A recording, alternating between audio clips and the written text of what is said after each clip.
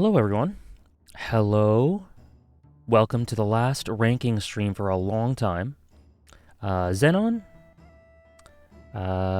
Sebastian, Blacksmith, Sarah, guest, Indie Lord, Pedrolito. Jesse's Mask, how are you? I made a quick list of what AJ has left and come up with a surprising 24, so we'll see which one he doesn't count as an antagonist or forgot. Or, alternatively, you just guessed wrong. Could be a combination. Tom Diddy, how are you? Diego. Dawn Enjoyer, how are you? And thank you for the resub, or continuing the sub, Helios. If you want that to go towards something, let me know. God Lotus, Mirai, Polycord, Trell, Schwassam. Very possible, I guess wrong. I put money on you being right for the vast majority of it. Stardust, Easy, how are you? Perfect. I was aware. Thank you though.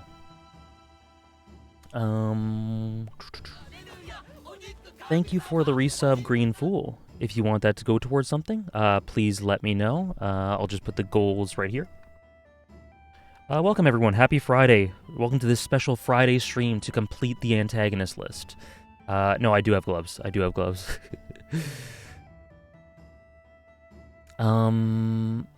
Towards Bokuto. Gotcha. Glad you're enjoying it, Sarah. University, how are you? Odnaz?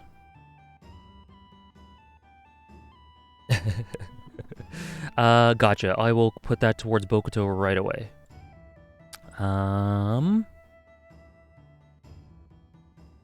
Here we are. Perfect. So this stream is actually going to go straight to YouTube. Oh, congratulations, Sebastian. Congratulations on finishing your second exam. Hope it went well. But either way, finishing it at all is something to be proud of.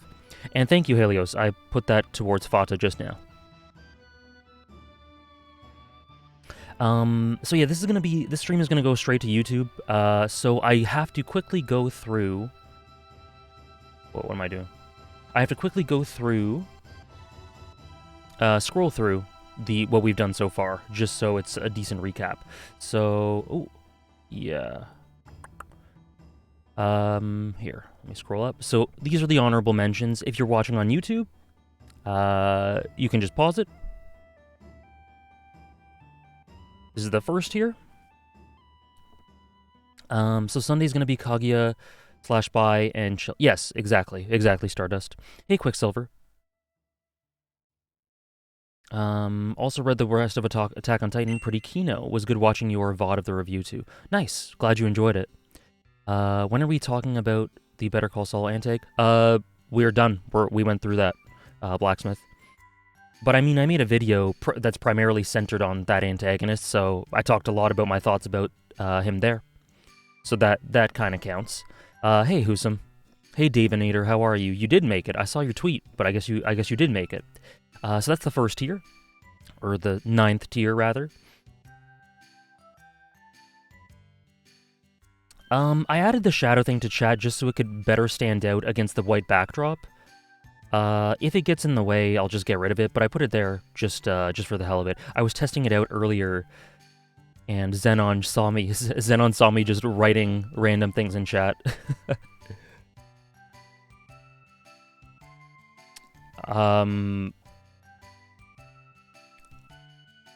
I don't know if you're talking about the person who accused someone of defecating through a sunroof or the person who defecated through the sunroof, Stardust.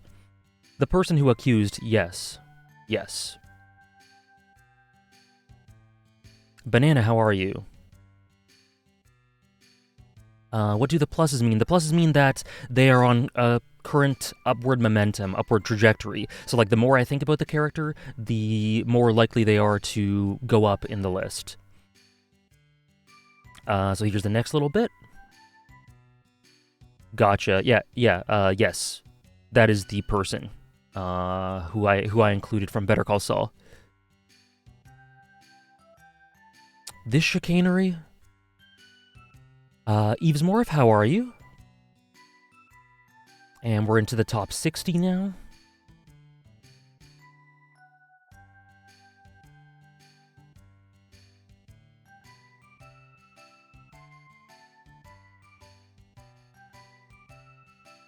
It's my favorite, too.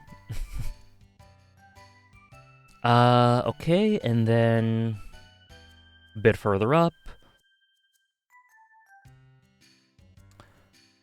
Into tier 5. Sorry, we just gotta do this recap for YouTube, but then we'll get straight into it. Irina, how are you?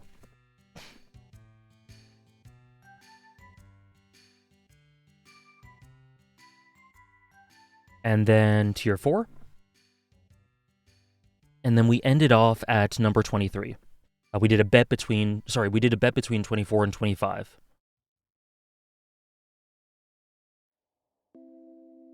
Hola. I don't speak Spanish very well, but how are you? I understand a few words here and there. This is tier 3. Actually, you know what? I'm not totally sure who one could be. Me neither, to be honest. And I made this list. Oda Juan. This is every fictional work I've ever experienced. Bonjour. Azrael number 34, yep. And just so you guys know, I'll add this list to my top 100 command here as soon as we finish. The only reason it's not there is because it's a spoiler. But yeah. And then, this is where we ended off. Reiner and Gilgamesh. 25 and 24. This is true, guest. How's it going, Wolfman? Would Gilgamesh from Fate's Day Night be top 100 or purely 0? No, I don't like Gilgamesh in Fate's Day Night personally, which is why I didn't include him. If I did, honestly, on average, it would make Gilgamesh go a bit lower than he is if I just include Fate 0. It'll be either Poof or Midwem, I'm guessing, but I wonder who will come out on top. Who knows? You did get a gifted Juno. Hope you enjoy the emotes. Poof number 1. Yeah, interesting. Lots of opinions. Lots of them are wrong. Lots of them, a couple may be right. We shall see. Actually, just out of curiosity, if you guys had to pick my number 1 right now, who would you think it is? Just put a name in there. I'm curious. Ao Pariston is only tier 3. Another way of looking at it is that he's my 27th favorite antagonist of all time. That is a huge compliment. He's a 10 out of 10 character. Frollo, Poof, Griffith, Midwem, Shia Poof, Oikawa. Interesting. So there's 4 or 5 popular guesses for sure. I was just curious. Johan. I would think Crollo. Interesting.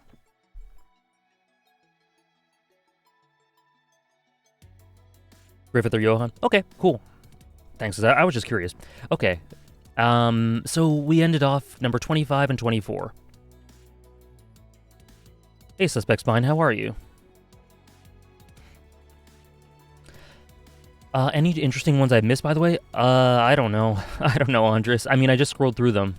I just scrolled through all of them, so I don't know. I don't know. I don't know what you consider interesting. I have tons of Soulsborne bosses here. The anti-spirals are an honorable mention. Helmeppo, true. Whoever it'll be, they deserve the spot. Yeah, Tompa, obviously. I'm sorry. I called Tompa memes boring, and then I meme about Tompa.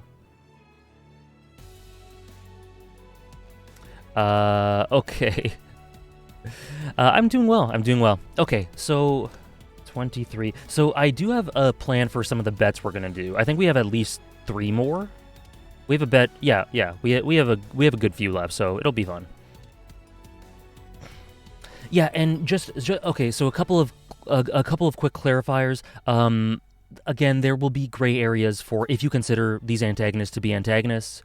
There are at least 2 or 3 more in the list that are it's very gray as to whether they're antagonists. So yeah, just keep that in mind. Very subjective. And then another thing is, when it comes to the criteria for this, just be aware that just because I have a character higher than another, it doesn't mean that I think that character's better written. There are a lot of factors that go into it. Quality is obviously a huge one, but also it has to do with my connection to the way they're presented in writing, in literal aesthetic presentation, audio visual direction. So just keep that in mind. There are characters here that, from a pure writing standpoint, I would not say one is higher than the other, but for when it comes to my emotional connection, they are higher. Would Luster Sloth from Full Metal Alchemist... No one from 03 would be an honorable mention.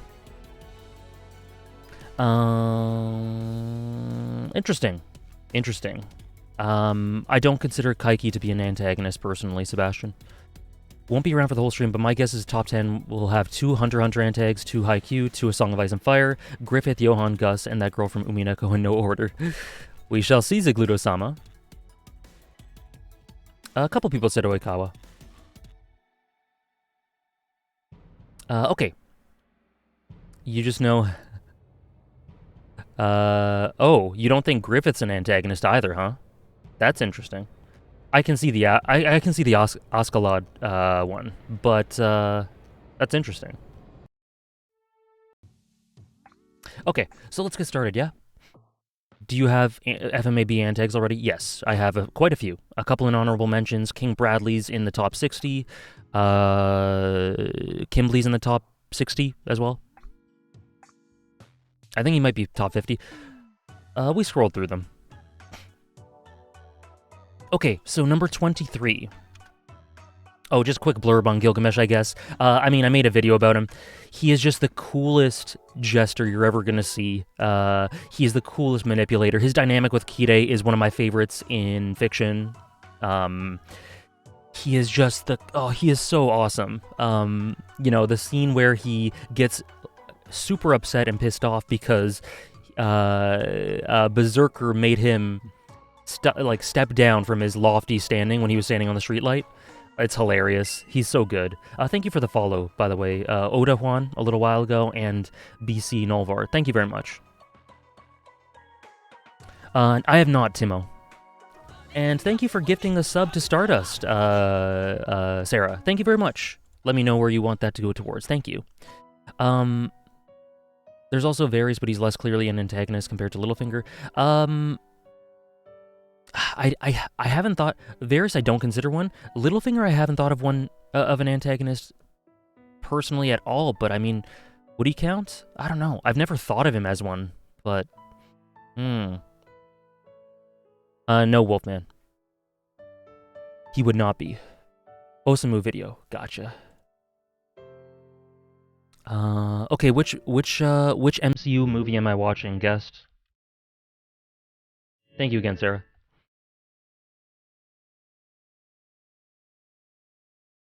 Stoneheart? I consider Stoneheart to be, integrated or coherent part of Kat's character.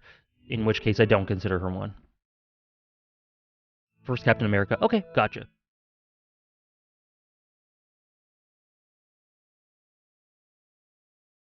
Oda Juan. I'm referring to what I referred to in my Jester video. But not necessarily a trickster archetype, but there are not directly a trickster archetype, but there is a lot of overlap there. Okay, so if the Littlefinger argument is pretty strong, then I have to change my list. Because I haven't thought of him as one, but I think you guys might be right. In which case, no, I think you're right. It's not that it's literally, I didn't think of him as one, but the way you put it makes sense. So hold on. Let me just quickly see.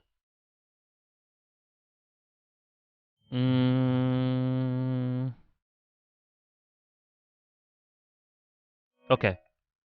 Yeah, okay, here. He would go here. So luckily, he fits in right perfectly. I mean, obviously, this is just off the cuff, so I might adjust this a little bit, but this is where I put him.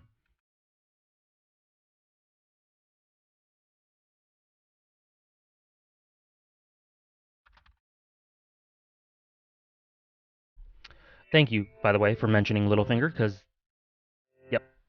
Yeah. I love him. Yeah, there we go. That's where he'd go for me. Miyokichi is not an antagonist.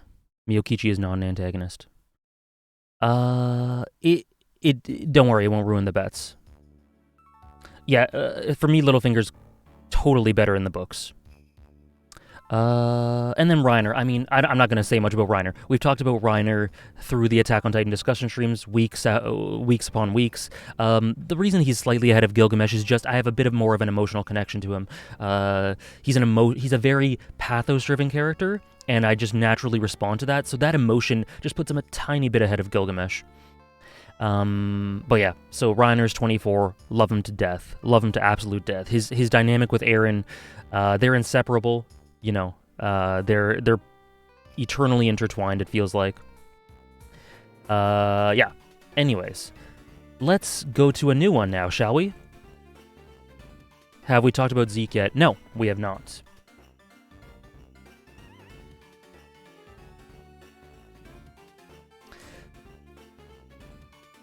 Isaiah Orihara, number 23. Aiden Gilden's a fine actor. He's a good actor. He's a solid actor. So here we go with another jester. Isaiah is completely essential to everything that Durarara does through its setting. He is so ingrained in the nature of, well, the very Crollo-esque idea of humans being interesting, right? But and the nuances of that and how, you know, society can be formed through these natural coincidences and all that, all these things that have to do with Ikebukuro as a setting and all the characters and how he interacts with them. He's just a fantastic stimulus for so much, a fantastic catalyst. Will anyone from Arcane, how's it going, Gritty? 139 viewers, very kino. Will anyone from Arcane be on this list? You'll have to see. You'll have to see. So far, there isn't anyone from Arcane, I don't believe. Yeah, no. Master Manipulator, the Puppet Master, whatever you want to call him, voiced beautifully by Hiroshi Kamiya. I actually think Johnny Young Bosch does quite a good job with the dub as well, but doesn't, like, it's hard to measure up to Kamiya. He's just, he's super interesting. He's super interesting to theorize about, to think about why he says some of the things he does, why he interacts with the story in the way he does, why he has this role. But yeah, you slightly lean on Johnny. That's interesting. I personally, there's a clear favorite for me, but both, like I said, both are done really well. Jinx is a protagonist for me.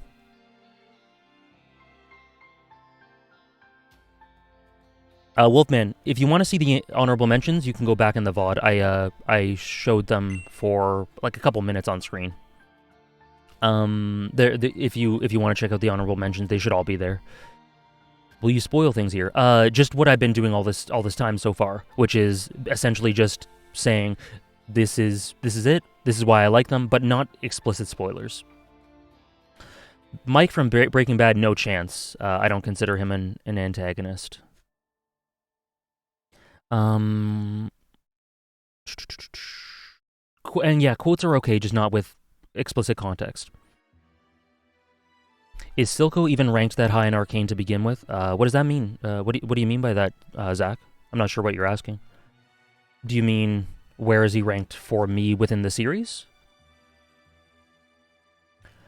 Sorry, I don't understand what you're asking. Has the Persona 5 Royal Antagonist been mentioned? No. The Joker?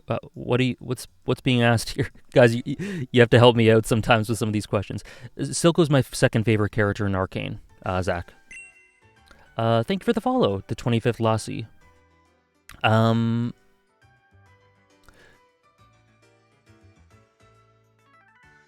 Okay, any mods? Any mods in chat? Okay, anyone who is not... Yeah, Stardust, yeah, thank you, Safa. Stardust, please do not... There are some characters whose identity in itself is a spoiler, is an explicit spoiler, so please do not give those away. When we get to those characters, I'm going to be very vague, you know? Who's your favorite arcane character? It is Jace. Joker from The Dark Knight is on the list. He's number 30. Yeah. Okay, gotcha, Safa. Sorry that you got spoiled on that. Okay, so number 20. So this is the first bet. This is the first bet between number 22 and 21. And I think it's quite a good one. I think it's a pretty damn good one. Yes, here we go.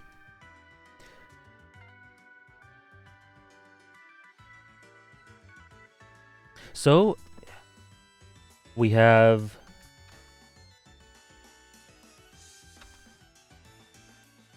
Zeke Yeager, Attack on Titan, or Hoshiumi Korai from Haikyuu. Okay. One of these is 22, one of these is 21. You are going to bet for which one is 22. So which one I like slightly less than the other.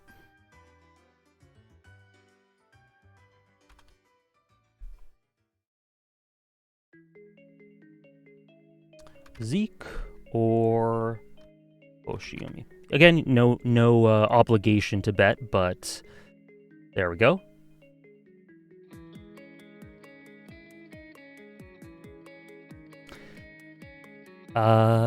Hey, oh, sorry, yeah, I'm having a, what did Andres say? Zeke, you got it, Andres.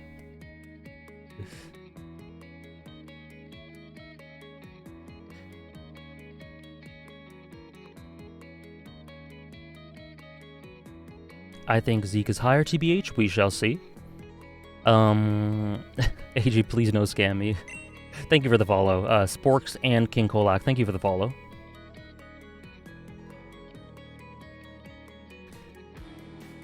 $51 channel points. Goodness gracious. High roller. What makes you consider Hoshiumi an antagonist? I mean, have you read the manga? Because I mean, sports anime make antagonism very easy. I mean, it's spelled out to you in sports anime. Hey, Tom Love, happy Easter to you.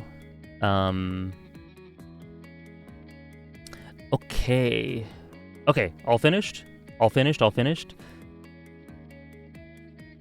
How's it going, Robert? Okay, so again, I guarantee someone's bet the wrong way. You were supposed to bet for what's 22, not 21, which one I like slightly less, but we shall see. You can choose how many points you bet, Wolfman. There should be options there. I don't do it personally myself, but I think it should be fairly intuitive, hopefully. Maybe someone in chat might be able to help you out. I bet the wrong way. Custom amount. Thank you for the resub, Tom Love. If you want to put that towards something, let me know, but regardless, thank you so much for the support. Okay, so the answer is number 21. Ezekiel Yeager. Number 22 is Ezekiel Yeager. Sorry about that. Number 21, Hoshiumi Korai. Let's see what you guys did here. 64% were wrong. Interesting.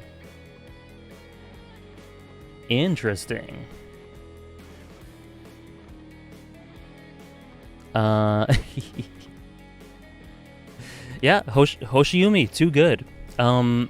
So again, I'm not going to explicitly spoil stuff, but it's so tough, Sarah. But I usually think Camo. I hate Haikyuu. I know. I already know Andres. You know what? I knew this because I looked earlier in the list. You put Kita above Joker. The Haikyuu brain rot is too strong with this one.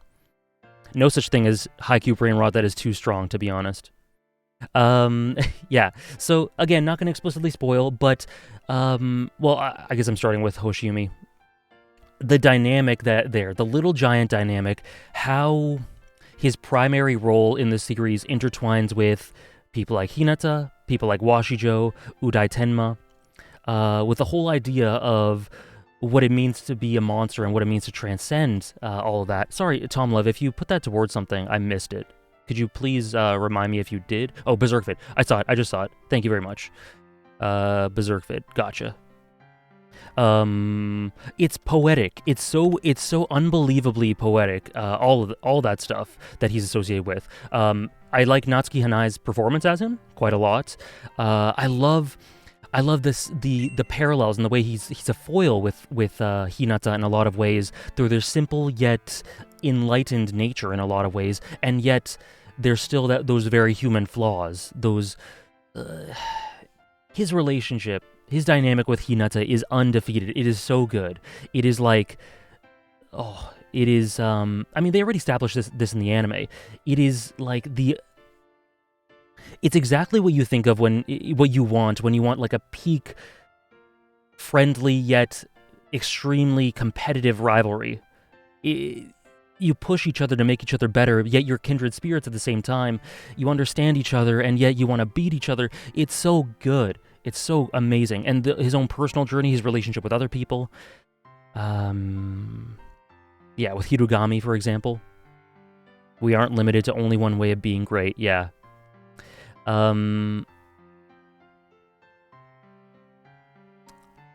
Yeah. Oh, they're so good. They're so good. And then Zeke. Again, for Attack on Titan characters, I feel like it's a bit redundant to talk about them much since we've talked about them already so many times in the streams.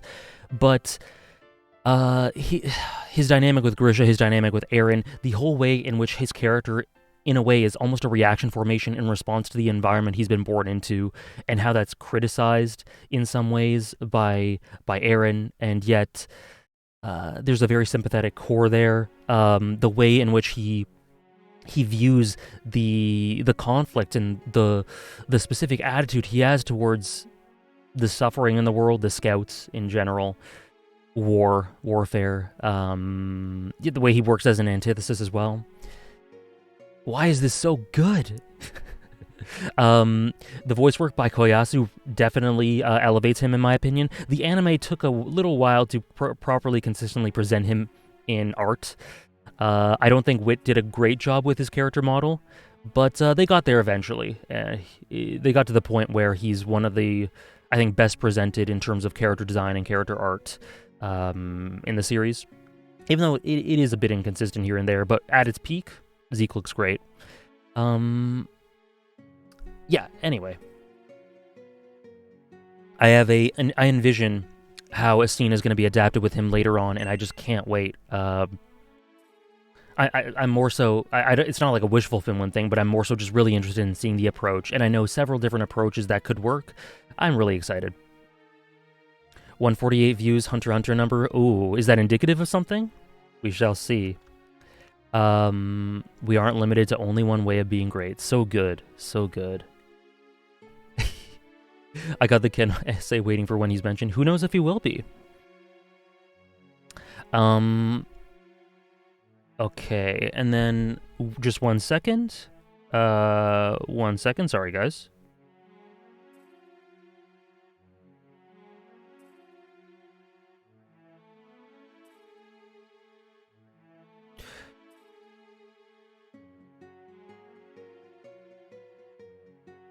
All right. What's the... Oh, it's just like top 100 Helios. Yeah, top 100, just like that. Okay, number 20. So I'm going to have to be vague for this one.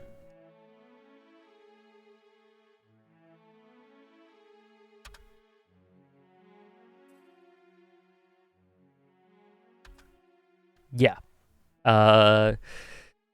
Yeah, and I won't dwell on this much because there's only so much you can say without talking about it. But I did make a video about this one as well.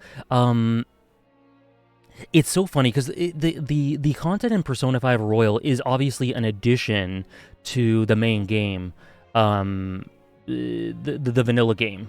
It's in addition. It was added later on, but so many of the elements feel like they are almost like so merged with the identity of the story that it seems like they were there from the beginning. I wouldn't be surprised if a lot of this was planned from the beginning, just on a general conceptual level, just because of how well they merge in. And Yeah, like the main antagonist of Persona 5 Royal is the biggest indication of that. I think that they are the exact sort of character needed thematically in terms of characterization, emotionally, to make you question a bunch of moral questions about the series, about the premise, about the plot. It just fits in so well, arguably more so than the final boss of the vanilla game. Oh yeah, the third semester and all the royal content is no doubt superior to the vanilla content for me, like Benny Zakura says there.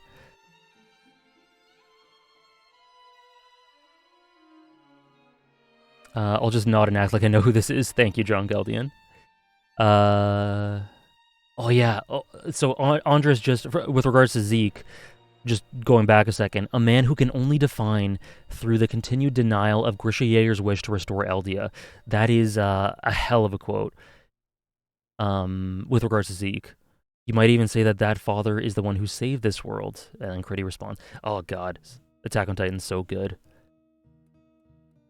But yeah, if you know, you know when it comes to this antagonist.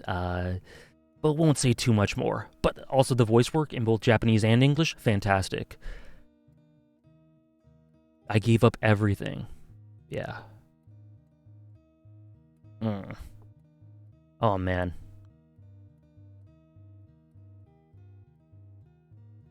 Okay, here we go. Here's another one. Shall we do another? Another quick little bet? Quick little bet?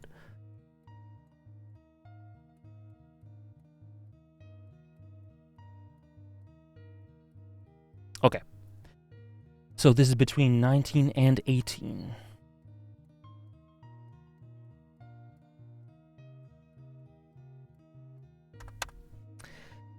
So here we have...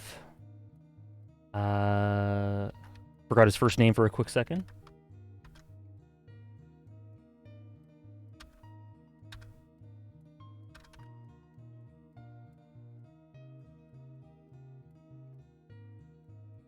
Hey, Luciano, how are you?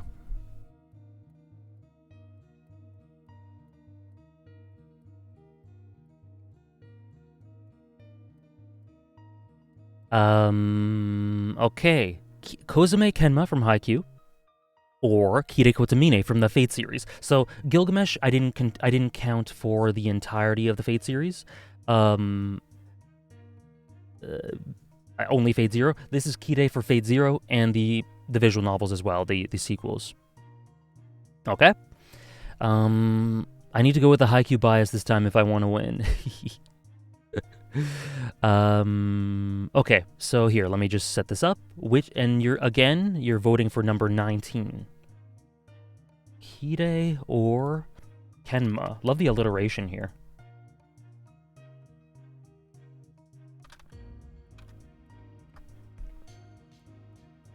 Okay, 1 minute. There we go. AJ, help me out here. Help you out with what? Who should you bet for? Follow your heart, Andres. Follow your heart. I can't wait till this list is just completely replaced with Final Fantasy XIV antagonists. Can't wait.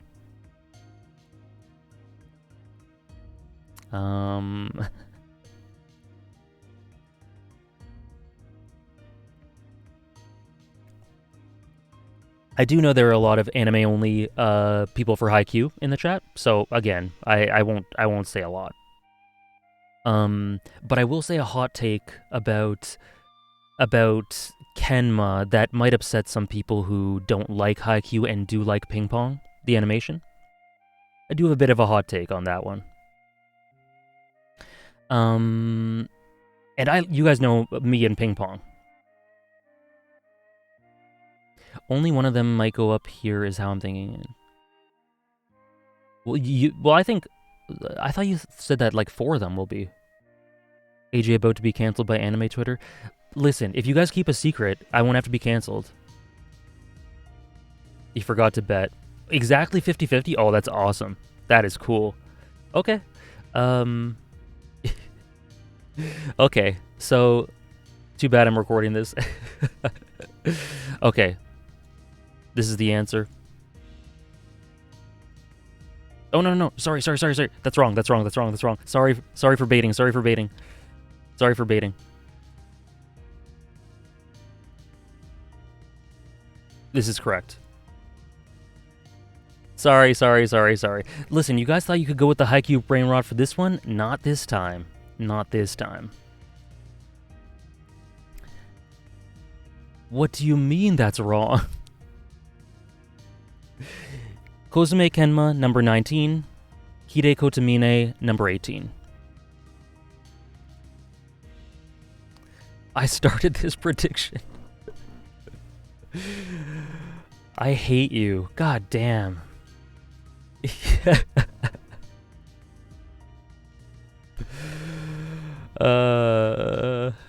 Okay. Okay, so yes, Kenma was number 19.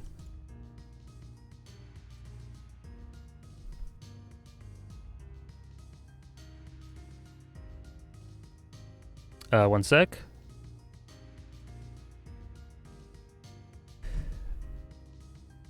There we go. Enjoy your points if you bet correctly.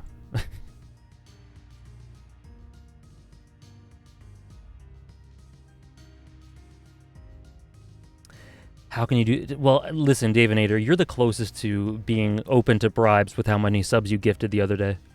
But even still, the sanctity of this list...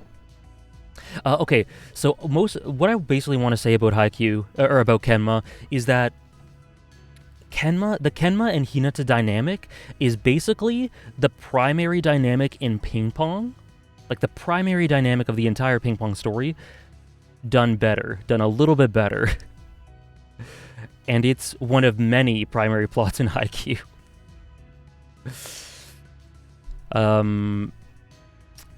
Yeah, that's basically... I've said that, like, I've said that in private circles before, and people have gotten very upset at me. That's what I think. That's what I think. That's what I think. Kenma's phenomenal. Big words for a character that isn't even numbered 18. Yeah, true. I think really only one of them is this level, but the other ones are really great, but on that level. Oh, okay. So you meant like top 20, 25, 30. Okay, I get what you mean. Kide is GOAT. Kide is so sick.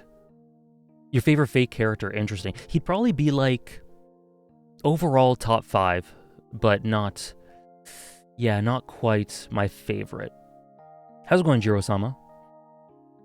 That certainly is one of the takes ever.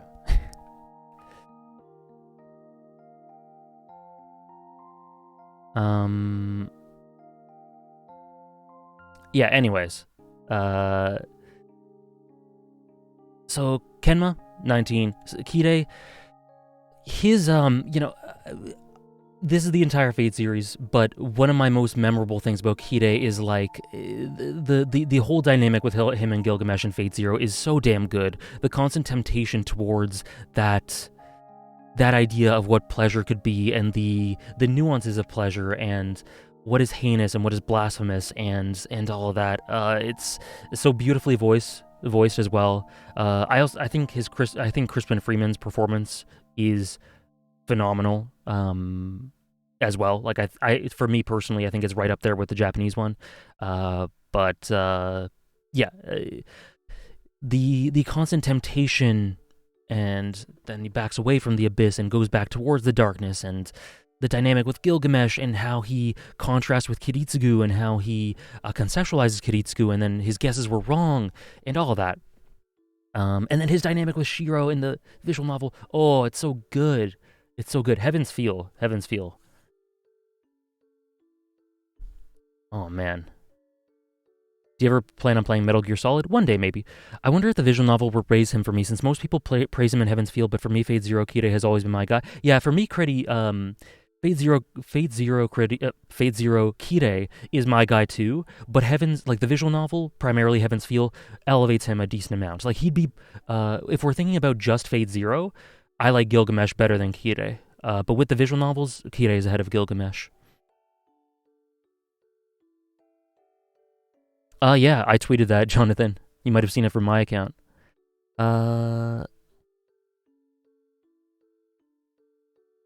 Okay, so yeah. Number 17.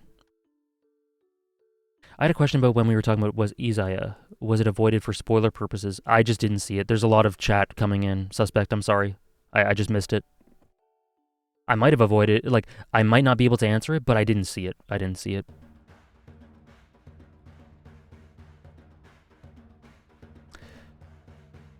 What's your interpretation of why he feels the way he does about Shizuo? Because he... Oh, I answered that directly in my video on Izaya, Suspect Spine. So I'd recommend you go into that. Like, I think I directly theorized about that. So I'd direct you to that, if you don't mind waiting through 18 minutes. It's somewhere in there. Has Kefka shown up yet? No. Nope. Okay, number 17. Here's one that might apply to a couple of people.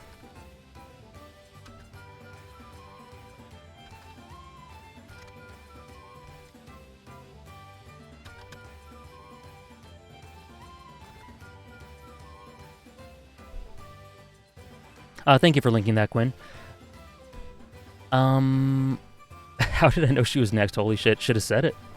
Who would you call the protagonist of Ping Pong? I would call Smile the protagonist of Ping Pong, the Delta.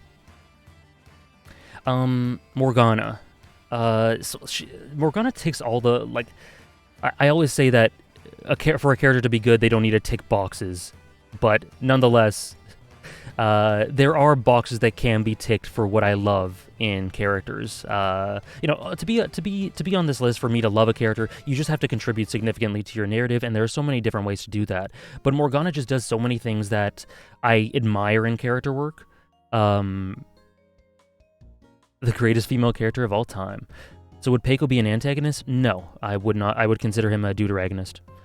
The protagonist of Ping Pong is called Smile? Yes. Mr. Skimoto. So, like, plot-wise, Morgana is so... what am I trying to say? Thank you for the hydrate. Is so, deeply embedded in the way that the plot is presented. Thank you for the follow, Grix. Is so deeply embedded in how the plot is presented and how the revelations are peeled back and how that intertwines with the protagonist, who I will not name. And a key component of that is her relationship with two specific characters. If you've read this visual novel, you probably know the two I'm thinking of. And the different ways in which she's a foil with one, and the ways in which she foils that character can help you glean the true messages and value and themes of the series and how they're so empowering through contrast. And then just through the relationship dynamics with her and a different character, which is just strikes very deeply emotionally.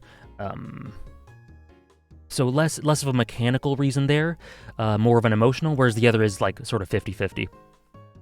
But yeah, this is another one where I can consider it to be a gray area. Some might not consider her to be an antagonist. I totally get that. But I wanted her, it's close to 50-50 for me, and I just nudged her in the favor of antagonist. Okay, number 16. Okay, so a couple of people were talking about these. I don't know. Is it an overload to do a bet now? I think it might be too much. It might be too much too soon. Drunk Eldian, I do not consider Lunge from Monster to be an antagonist. Okay, so I won't do a bet. I won't do a bet for this one. I don't consider him to be one. On the complexion of the whole series, I wouldn't. Okay, yeah, so we'll just continue here. So for number 16, we have... Whoa. Okay. The best Final Fantasy antagonist.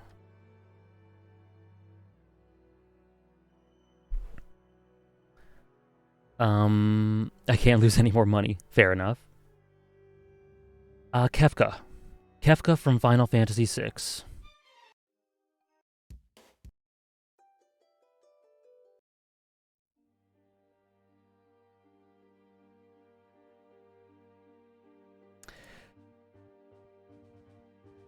Yeah, he was mentioned a second ago. Would Roberto from Monster be an honorable mention then? No, but he's very good. He's very solid. Chat knows me too well. Not for long. True, Andres. I hope so. Something I love about... So I talked a lot when I was around like sort of 60 to 70 when we were talking about Gendo Ikari. About minimalistic character work and what you can glean from little details in subtext. Kefka is like that approach to character work taken to the extreme. Kefka is... from a shallow level, if you look at him, you could just say Final Fantasy's Joker, Final Fantasy's Jester. Maybe if you look a little deeper, you just say chaotic and nihilistic. But the more you think about Kefka and the more you sort of put together the breadcrumbs of his character work, then the more value you can get from his role and what is being said through his character. He is like the first character I think of when it comes to that ever-present idea of thematic antitheses, but the most human example, or the most flexible, I guess you could say, example of that at the same time. Life, dreams, hope, where do they come from and where do they go? Such meaningless things, I'll just destroy them all. That's Kefka in a nutshell. Your sweater's cute. Thank you. Thank you, Hannah. That's funny, Wolfman. I just said I don't really agree with that. That's funny, but no, there are definite parallels, especially aesthetically. Some ways in which their ideologies overlap. But I think that the way they, in the end, view life, the way they view life and the conclusions they come to. Well, actually, I don't know the Joker from the comics, so I could be totally... I'm just thinking of, like, the Dark Knight Joker, primarily the Arkham video games Joker, so I could be totally off base. That's just what I'm basing this off of. But the conclusions they come to are so totally different, and Kefka's is so profoundly quiet. The final boss, if you've played it, the final boss of Final Fantasy VI is the masterpiece of all masterpieces of final video game bosses. Like, the only things that really measure up to it are Twilight Princess's final boss, Undertale's final boss, maybe Xenoblade's at a stretch. Yeah. That's basically all I can really think of. The music is so... Nobuo Uematsu composed a 15, 17-minute song just specifically as a character journey for Kefka's state of mind throughout his final battle and his ascent, descent, his psychology, his everything. It is just beautiful. It is just insanely, darkly beautiful. I don't have many words to describe it. Kefka's amazing. If you have not played Final Fantasy VI, Critty, if you're still here, I think Final Fantasy VI is the game I'm most confident that you'd really enjoy of the Final Fantasies. Amori's final boss, true, that's one as well.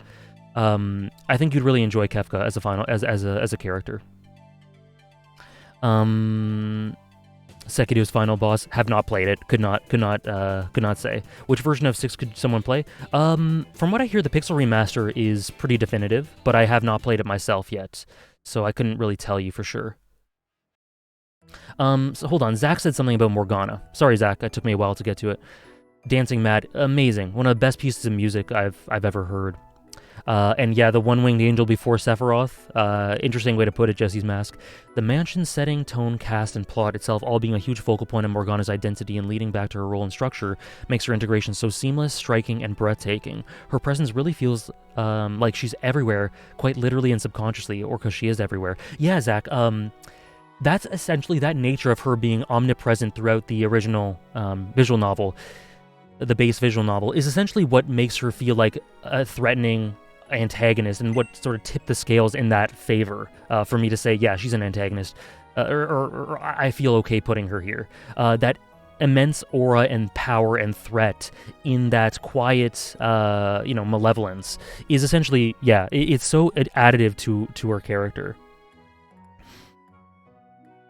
So yeah, I totally agree. Yeah. I'm excited for you to play it as well, Hannah. Top 100 boss fights? Oh no. Oh no. Oh no. I would never be able to. I'd get to 15 or 20 and then I'd just be like, I don't know. I'd probably be able to get to like 40. The Pixel Remaster censors things? That kind of sucks. That kind of sucks. That's a big deal. Anyways, number 15. And this is the last of the second last tier. So tier 2.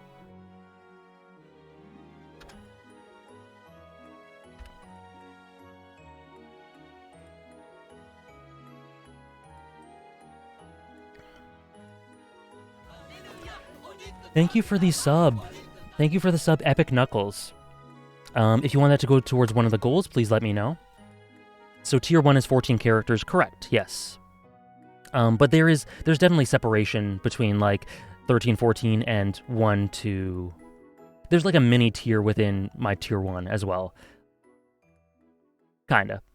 We'll see. Actually...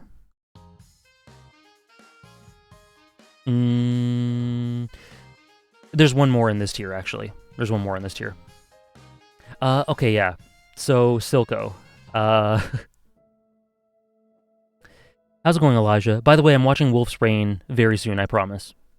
Ever wonder what it's like to drown? Oh, man. Oh.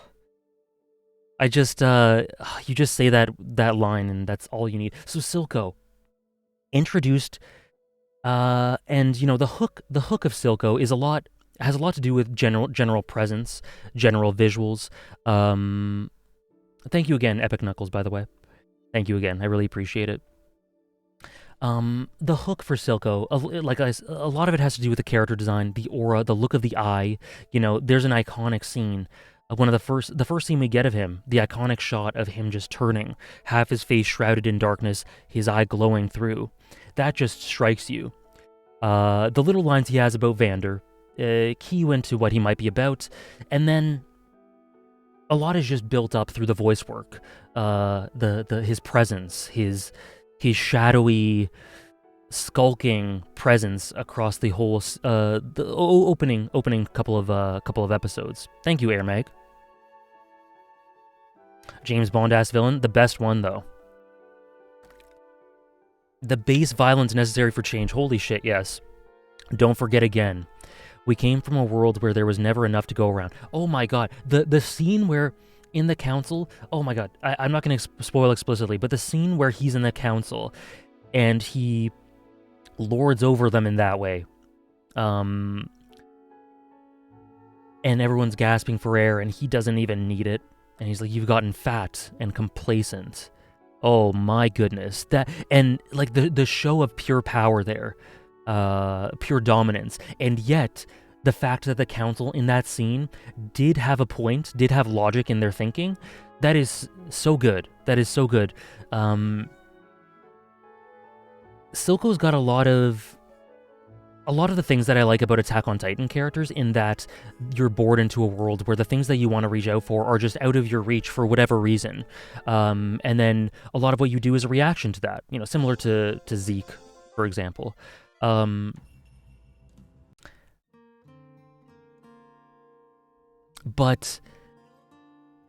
the divergence is there in the way he demonstrates this power, the way he demonstrates himself, the way he lords over others in certain ways, the way he changes ever so subtly but very clearly and palpably, the way he has this dynamic with Jinx, this person who he sees himself in, immediately will show them.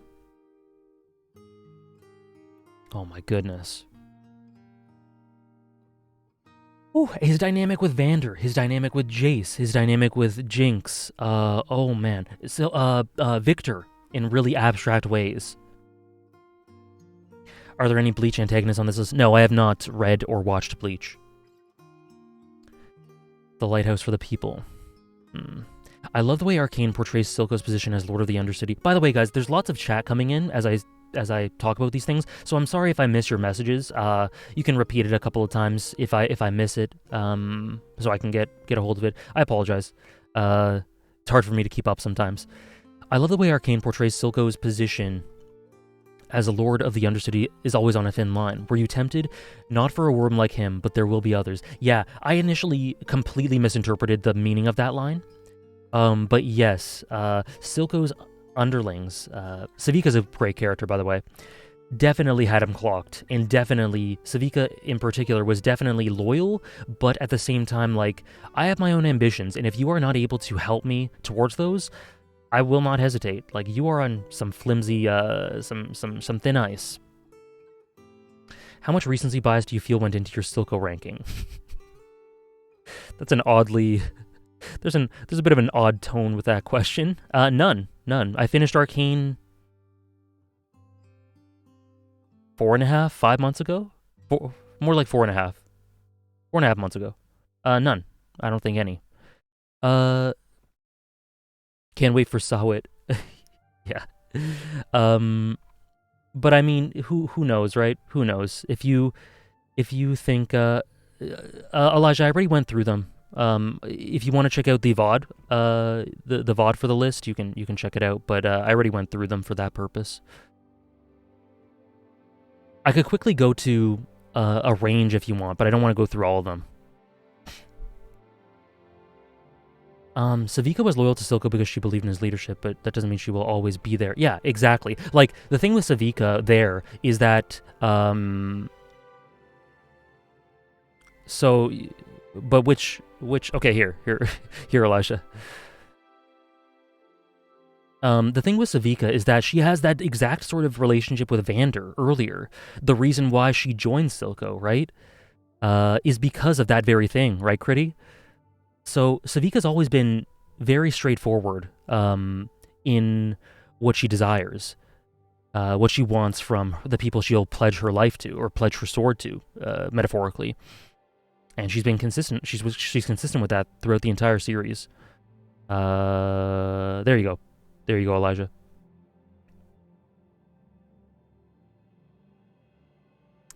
Savika's great. Savika's great. No worries.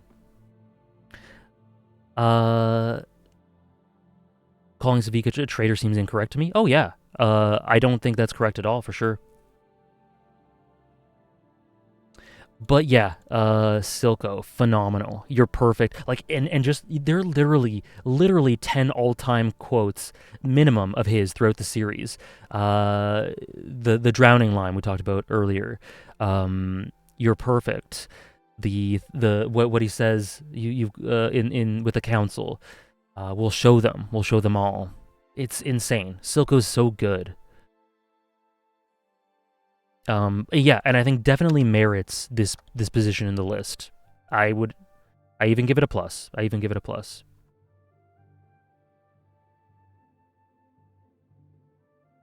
Everyone betrays us. Oh, yeah. Her name is Jinx. That's right up there.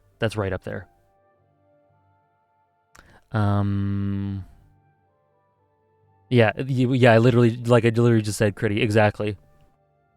That pain can either break you or turn you into something greater. Oh, yeah. Oh, the mutation must survive by Singed. That's a great one, too. I never would have given you up to them. You're my daughter. I would never forsake you. Is 10 is lowballing it, honestly. But once Arcane finished, Silco won't be the best antagonist from Arcane anymore. The volatility of some scientific innovation, huh? I can't wait for Season 2. I think Season 2 has the potential to be better than Season 1.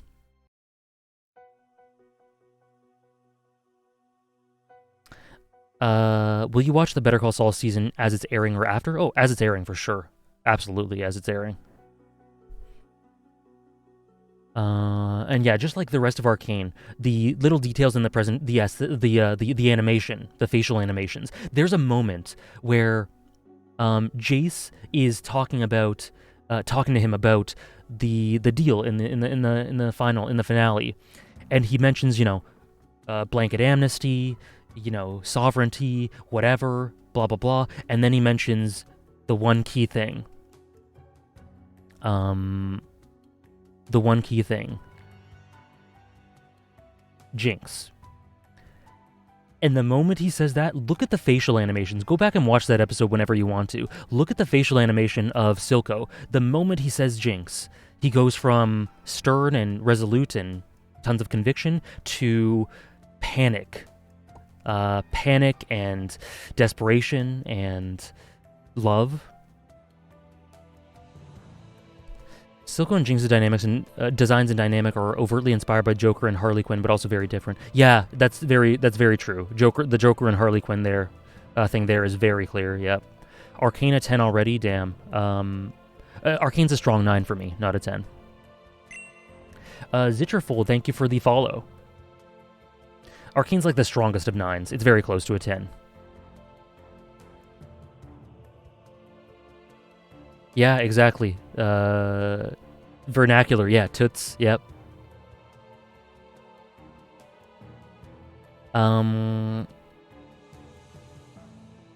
It could easily become a 10 upon rewatches, maybe. I'll see. Like, you guys know my relationship with Arcane. To me, it's as integrated with my identity as a internet person. There are like a few stories that I think are associated with me, that people generally associate with me. I hope Arcane would be one of them, thanks to my reactions. I really hope so. Like, there's Haikyuu, Hunter x Hunter, obviously. Fate Zero, I think, would be up there. Attack on Titan might be up there. Not sure. I really hope people associate Arcane with me, because I do. It has the potential to be an all-time, literal peak fiction, like top 10 fiction of all time, if it continues along the way it has been going. Yeah, Silco is a goat. Jinx is a very clear dissection of the Harley Quinn archetype, and her difference in design from the game counterpart is fantastic. I wouldn't be able to compare, but I buy it for sure. Okay, we've been talking too much about Silco in Arcane. No such thing, actually, but you know.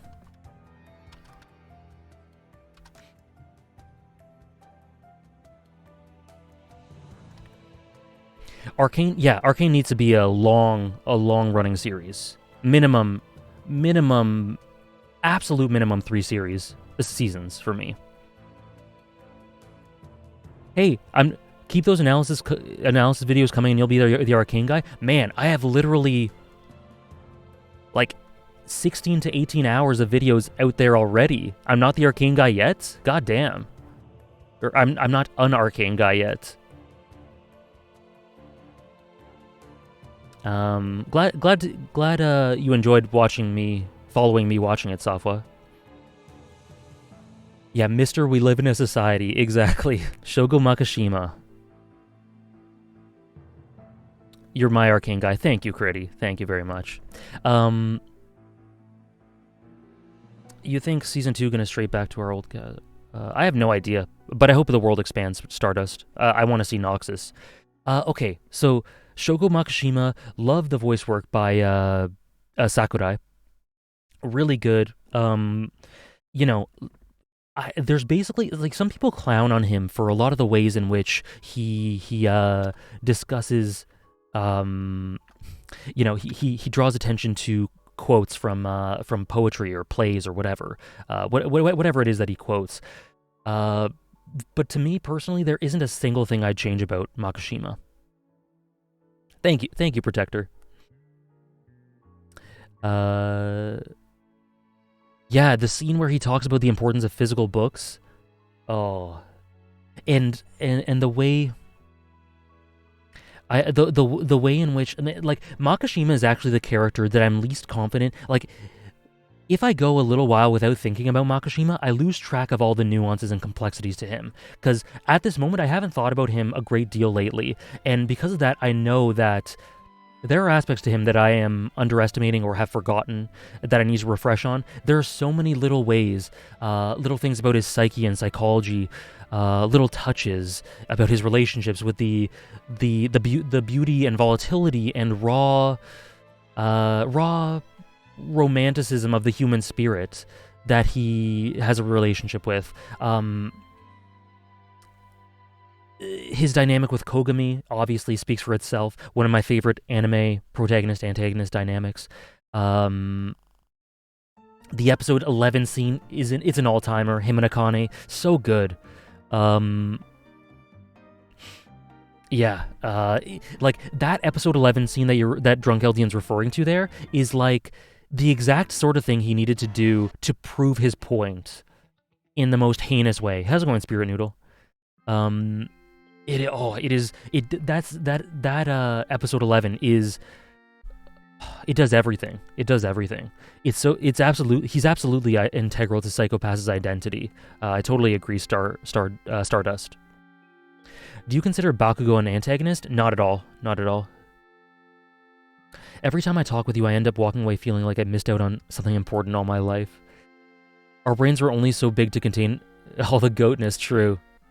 What tier are we at? So, Makishima is the one I was considering. He's either tier 1 or tier 2. But talking about Silco... I think this is how I'd do it. I think I'd do it like this. So he's the last one of tier 2, is how I would put it.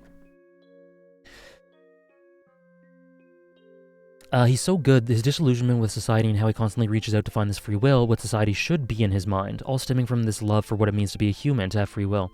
The nuances in his expressions and mannerisms tied to literature and philosophy. He's dynamic with Kogami, perfect kindred spirits. Yeah, kindred spirits that have that commonality and that overlap, ideological overlap, but nonetheless go about it in totally different ways in such that they just cannot bring themselves to team up / agree. Yeah, the Pokemon music, I had to change it. I don't think Makishima's a psychopath either. I agree, Quicksilver. That's like the core. That is everything Psycho-Pass is saying in a scene. So I wouldn't be surprised. Yeah, the Psycho-Pass's OPs and EDs are all bangers. I like the ED a lot as well. Thank you for the sub, Kenshoro. If you want that to go towards a goal, please let me know. It's linked right there. The Phantom Thieves in terms of philosophy. Interesting, Wolfman Hulk. I have not thought of him that way, but I'll think on that. Yeah, Luciano. Gustavo has not been mentioned. Gus Fring has not been mentioned.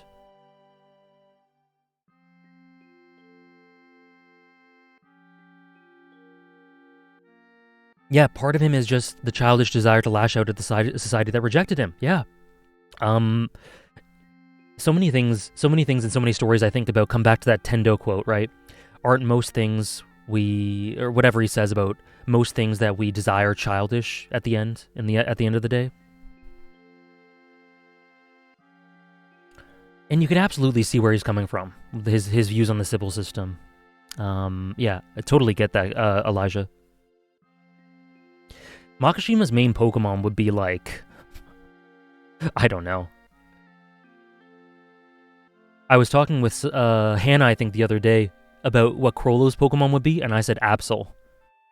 Or Umbreon. Do you use anything to make messages automatically appear for subs? There's a setting... Yeah, there's a setting for... There's a setting for it somewhere in your dashboard, Critty. So people can choose to add a message along with their sub.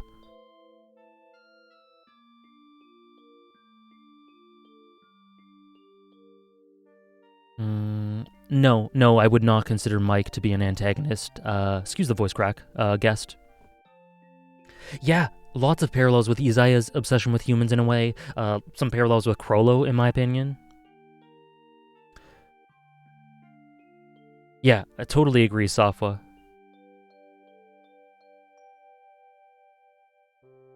Absol? What the hell? What the hell? How did we both say Absol? That's insane, Critty. Makishima seems like a Metagross guy to me. Interesting. I think of something a bit more naturalistic. If our society gets to the level of psychopaths, someone will become that figure. Yeah. Need you to caught up to One Piece so a couple of antagonists make it to your list? We'll see. We'll see. I'm only at chapter 11. 13 people at tier 1 is such an antagonist number. This is true. Thank you for the follow, Phonic Pilot. Makishima's Pokemon would be Banette. Oh, I like that. I like that.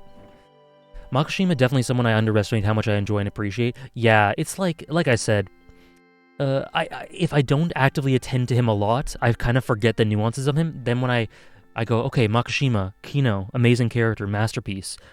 Okay, yeah, he's the best.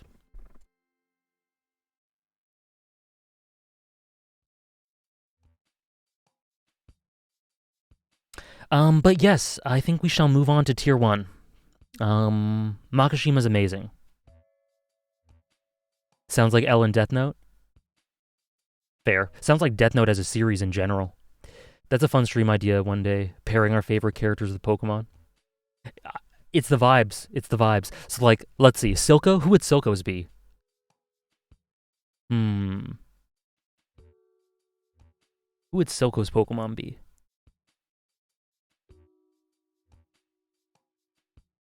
Mr. Mime? Houndoom aesthetically, yeah. Silco Oshawott vibes. I know 3 Pokemon. Give yourself a little more credit, Hannah. You know at least 4. At least 4. Honchkrow? I get Honchkrow. Sableye? Or Silbeye? Honchkrow? Mewtwo? Yeah, Houndoom. Yeah, I buy into a lot of those. Silco would have a poison type. I think Honchkrow's the one I agree with the most, yeah. Weavile? That's not bad. Sableye. Sableye's a good one, too. Okay, one more. Let's see. Let's just pick a random one. Kimblee. Kimblee. Who would... No. How's it going, Paladin? Kimblee and Illumi. Illumi can merge aesthetically with a lot of Pokemon.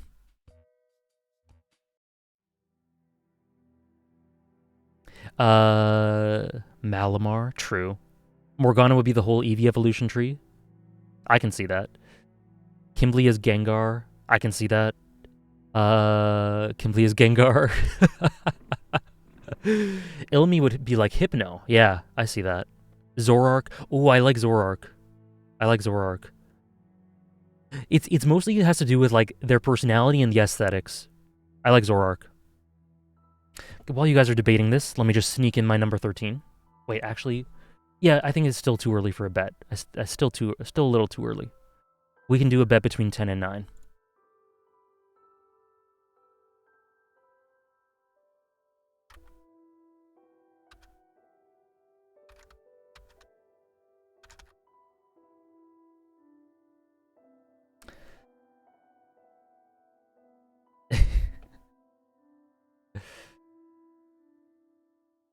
Every Pokemon mentioned is just a dark type. There was some poison.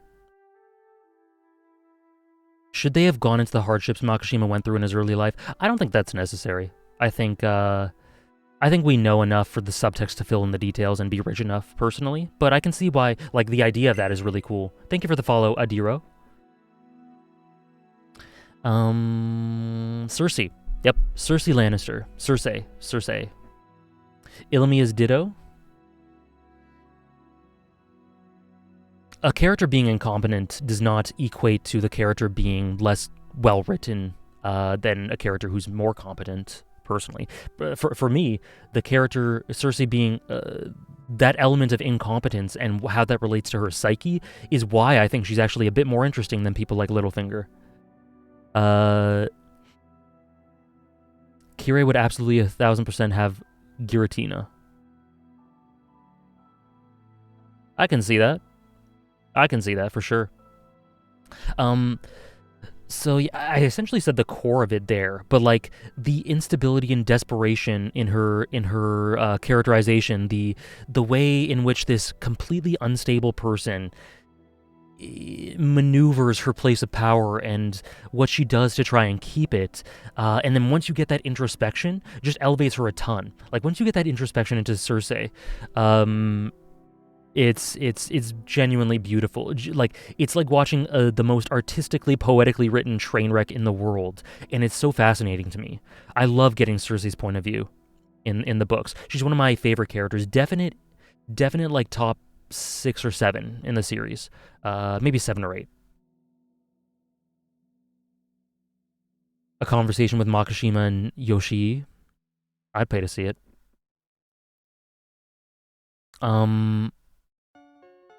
Peak fiction, oh boy. Uh, and Lena Headey, you know, I think she does a good job with the role in the show, but I do think that role is a bit far removed from the core of Cersei that I really enjoy from the books. I think it's a bit of a different take. I think it's a bit of I think it dilutes her character. I think it dilutes the potency of her character a little bit through not being quite as deranged.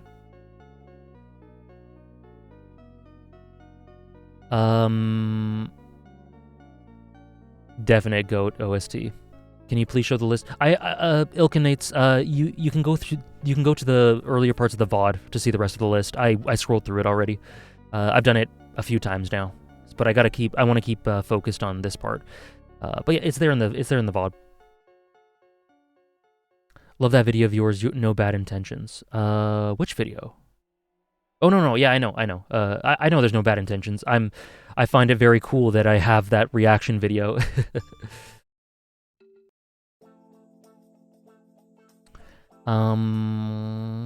She was simple-minded in her goals, which made her predictable, but also equally as unpredictable and crazy.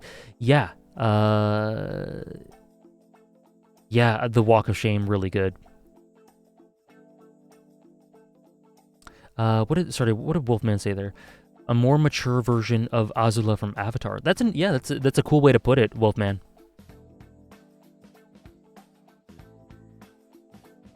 Instant tears, me too, Spirit Noodle. Well, not actually, because I was talking and didn't have the chance to tear up, but, you know. Yeah, I agree, Eves Morph. Some point in the show, it felt like Cersei became sidelined, reduced to wine at the window scenes. I do agree with that to an extent, which is why this is primarily the books that I'm taking into account here.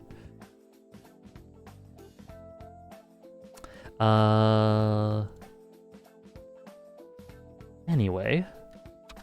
So this is one that Andres is going to be upset at me for. Because this is like...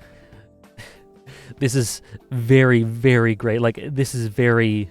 It feels weird to put this person as an antagonist, to be honest, but...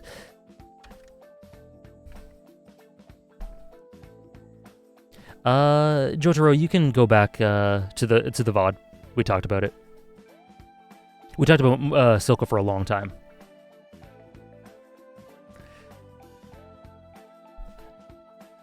Jotaro, I mean, like, I'm very clear with when these are going to be scheduled. The point is to, you know, not to keep going back and bending over backwards, you know? There's a reason for the VODs. Yes, Cersei number 13. Were any Black Sails antagonists in this list? Yes, Rogers was number 40. Woods Rogers was around 40. But yes, Askeladd is... by the way, pronunciation, sorry. Cersei's the GOAT, arguably the most consistent character in the books. Tyke, I needed you like 5 minutes ago when people were going, oh, I don't know about this pick. No. Yeah, totally agree, Tyke. Super consistent, and like the introspection elevates her a ton. Where would Sauron from Lord of the Rings be roughly? Not on this list. Yes, so Askeladd, I don't know. What do you even say about this character? To this day, my favorite Vinland Saga character. I don't imagine him being eclipsed, even by Thorfinn, personally. I'll give a pronunciation lesson on Askeladd in my stream. I do need it. Why do people have trouble accepting him as an antagonist? Just the general energy. You know, he's definitely a bad person, but the antagonism there is... lots of people think that the antagonism there, and I see this as well, is mostly self-imposed or mostly artificially put there, artificially framed as that from Thorfinn. And I get that. How's it going, Holy Potato? He has so many layers to him. I love the way that the story, the prologue arc is formatted and structured in the way such that you just get little details, more and more details as things sort of unravel and the plot heads towards its climax, and you just learn more and more about him and his backstory and why he does the things he does, and the things he does with dedicating dedicating the things he does to certain gods, depending on, or sorry, no, the dedicating the things he does, the vows he takes. I am Askeladd, son of Olaf, or son of Arturius, or I love that. I love that. It's so good. And then there's that the voice work by the voice actor. Their name escapes me, but the same one who does Nobunaga from Hunter x Hunter. Extremely good. And then but then he also has this laid back demeanor to him, which goes in such effective, sharp contrast to the ways in which he acts when the veil is completely lifted and he talks about his genuine motivations, which are very angry, almost vengeful in a way, full of vitriol. That contrast is key to why I really enjoy him a lot. Naoya Uchida, thank you very much, Carps. Yeah, I didn't know the name. Comes from how the mangaka frames him as a pillaging mercenary with values higher than an off-the-mill Viking. Yeah, I get that. Like a lot of that presence and the way like you say, the way he's framed it's very feeling based due to that presentation.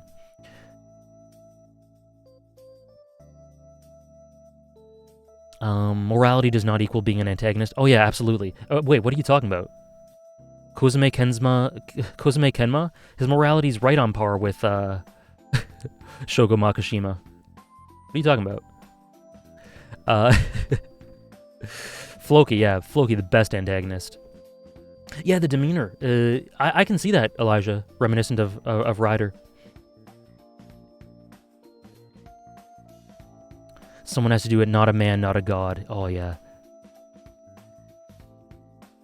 His legacy in the anime and manga is quite comparable to Ned Stark in A Song of Ice and Fire. That presence hanging throughout. Yeah, that's interesting, because Ned Stark can be compared to Thor's in a lot of ways, but I also see that through Askeladd. That's really interesting. I really love the nature of Askeladd's racism and how it connects to the main thematics of the arc, yet how that he still belongs to that blood that he hates so much. Yeah. Varys is not an antagonist for me, Tyke, but he would be very high if I considered him one. He would be between 20 and 30. Yeah, tons of subtlety to how he thinks. Like, it almost seems contradictory, like intentionally contradictory, because of how many layers there are, but it's not.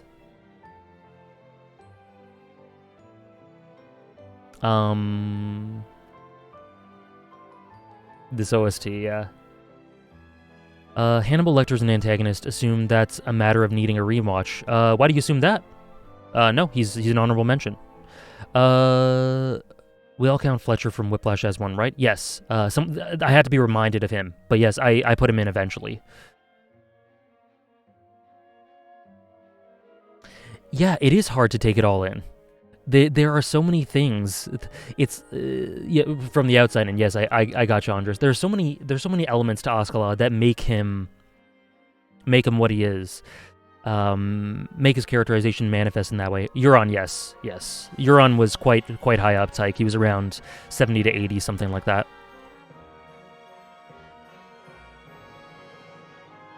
You wanted to rewatch the series? Did I say that? That was a long time ago, because I think I've rewatched it since I said that. This music is making me emotional. Anyways, Askeladd. Truly the king. Truly the king. What number score would you give Villain Saga? 9 overall. 9 overall. Prologue 10, Farmland 10. Prologue, not the strongest 10 in the world, but still a 10. Farmland strong 10, or solid 10. Was Cersei the highest Song of Ice and Fire character on here? I mean, she is right now. Yeah. I mean, we're on 11 and she was 13, so she it's pretty hard to beat that one, right? It's going to be a tall order to beat that. Also, I think I've gone through all the antagonists, so I guess that kind of spoils it. I've gone through all the antagonists I want to for A Song of Ice and Fire. Yeah, I do, Wolfman.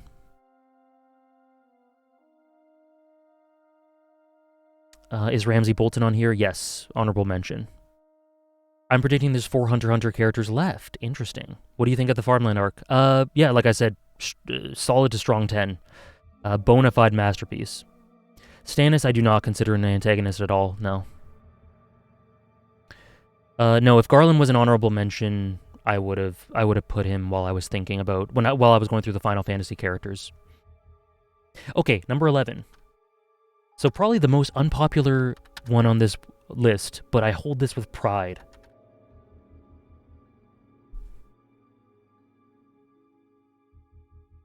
By the way, Thousand Arrows, I'm curious about who you would put higher as an antagonist, if you would put someone higher ahead of Cersei. Tanji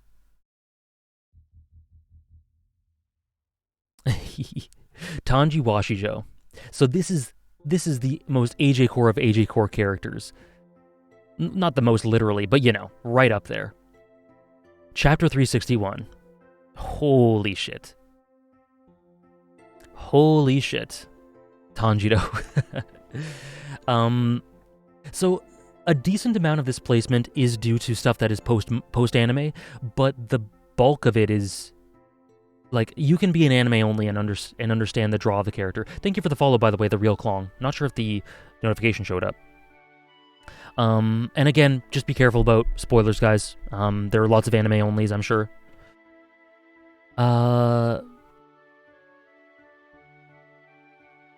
Yeah, I would never. Stannis didn't even enter my mind as an antagonist personally. So yeah, there is so much I have to say about Tanji Washijo that I have said in the past, but essentially a lot of what it comes down to is that he, through contrast, a common theme here.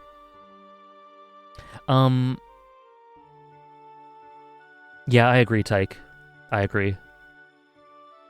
The overall complexion definitely is an antagonism for me. He essentially, through contrast, represents a lot of the main themes of Haikyuu. The way he foils Hinata. He grows 10 inches in chapter 300. The definition of late bloomer. Even out of context, it's kind of a spoiler. If you think so, then probably best to err on the side of caution, Sarah. But, if you think that.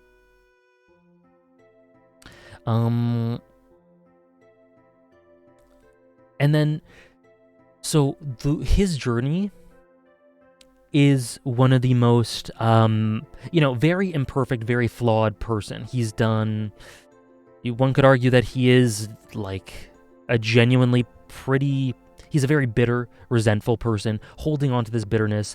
But his relationship with volleyball and what he's learned that volleyball is, and what the ultimate way to play volleyball is, and how that relates to his current team and the way he coaches and his philosophy is so natural and human, and you can see the progression in sports terms and psychological terms and why he began to think that way. And I think it's just absolutely brilliant. There are a lot of subtle psychological mechanisms in the way Shiratorizawa as a team is presented through Washijo's philosophy, through how Ushijima relates to that philosophy, how Hinata is a part of this, and why he absolutely had to stop Hinata no matter what, because not doing so would almost invalidate his entire life's journey. Imagine that. Imagine you are so... like, you feel yourself being so overtaken by this, what it seems like a force of nature almost, that reflects who you were, that him succeeding would represent that you maybe just didn't even try hard enough to achieve your dreams, and that's why you lived this entire life that was a second option. Something is so funny about seeing AJ trying to get a sentence out after being waterboarded by chat. I got a few out just now. But that is so human. That is so, like, unbelievably honest and raw. It is some of the most rawly imperfect character work I've seen in a character in general. And then the way that he slowly has to rethink his position, which at the same time means accepting that maybe I could have done this. Maybe I could have done this if I did something differently. Or maybe, like, the even more painful idea, maybe I could have done this if I had someone who could have supported me in the way Hinata's being supported. Which links with his Kageyama, Raleigh. Yeah, you heard it here first. Raleigh, though, is the word. which connects with his line about Kageyama. And then the end of his character arc won't say anything, but it speaks for itself. It's beautiful. I can play that way too. Oh my god. Oh, he's so good. He's amazing. He's a 10 out of 10 character. He's triple S. I don't care. Washijo's amazing. Washijo's so good. Yeah, Friday stream. I talked about it. I tweeted about it and talked about it on Wednesday. Dragonite. Nice to have you. Would Scar be an honorable mention? No. He is not an antagonist for me. Cersei would easily be my number one, A Song of Ice and Fire antagonist, but Roose Bolton would be second. Cool. Roose Bolton is within my top 5 Song of Ice and... I think top 3 or 4, actually. Song of Ice and Fire antagonists. Top 5 in Haikyuu for me, anime only? Cool. That's awesome. That's great to hear. Are you finishing the list today? Yes, I am. Stream doesn't end till we're done. Yeah, absolutely, Safwa. Him not doing a 180 after Shida Torizawa makes complete sense. Like, you hold on to that in a very stubborn way. That's just very human to cling on to that and try to validate yourself. But it does represent a change in his thinking. It plants a seed that gradually changes things for him. Oh, Lion King Scar. No, he wouldn't be on this list, but he's very good. Poof, Crollo, Meruem, Hisoka, Oikawa, Atsumu, Beatrice, Griffith, Gus, Johan is the unranked top 10. Interesting. So, actually, funnily enough, we're going to do the second last bet on 10 and 9. But let me just tweet out. I just got to tweet out. We're in the top 10, baby. We're in the top 10.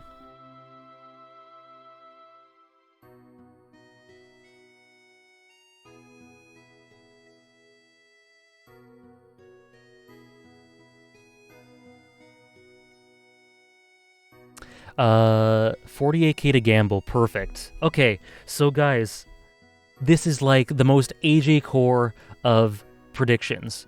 We're into the top 10.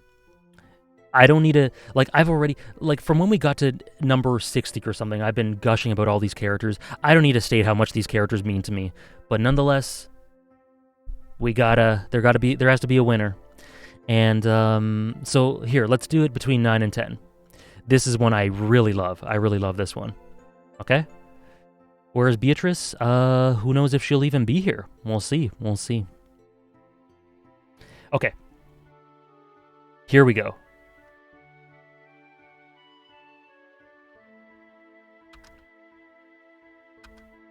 Oops.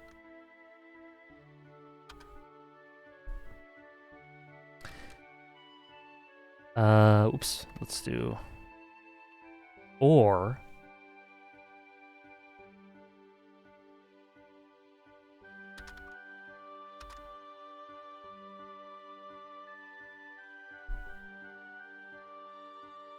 Okay.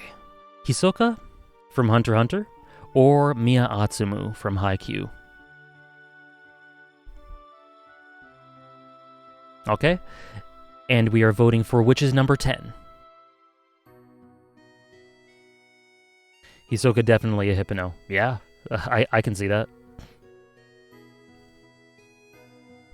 Okay, so let's do it. Prediction? Which is number 10? I'm sorry for disappointing you, Ziggurat. Hisoka or Atsumu? You got a minute. Remember, don't forget to bet. I think it was Safa who forgot last time.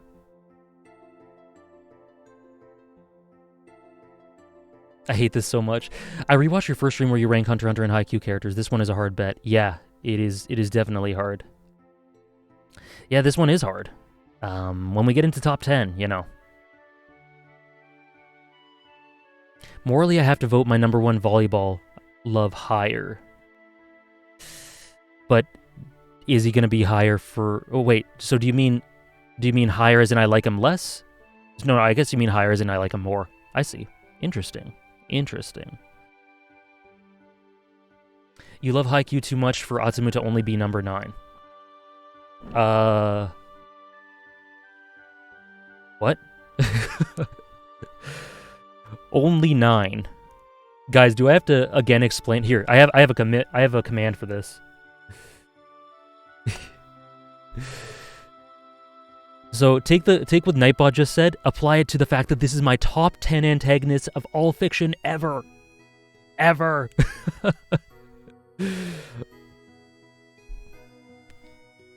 Okay.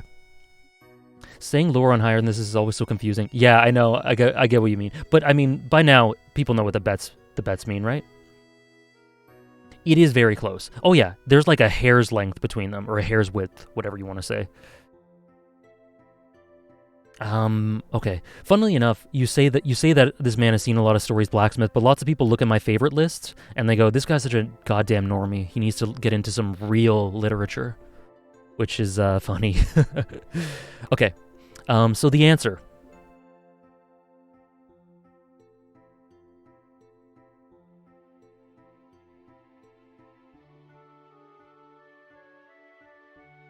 But notably, I'm rewatching Hunter x Hunter right now.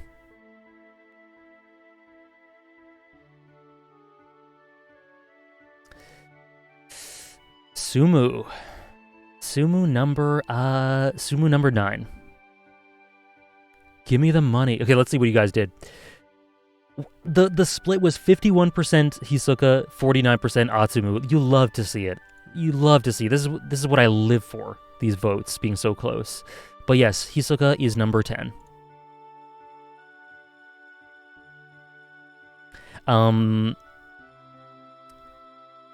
Yeah.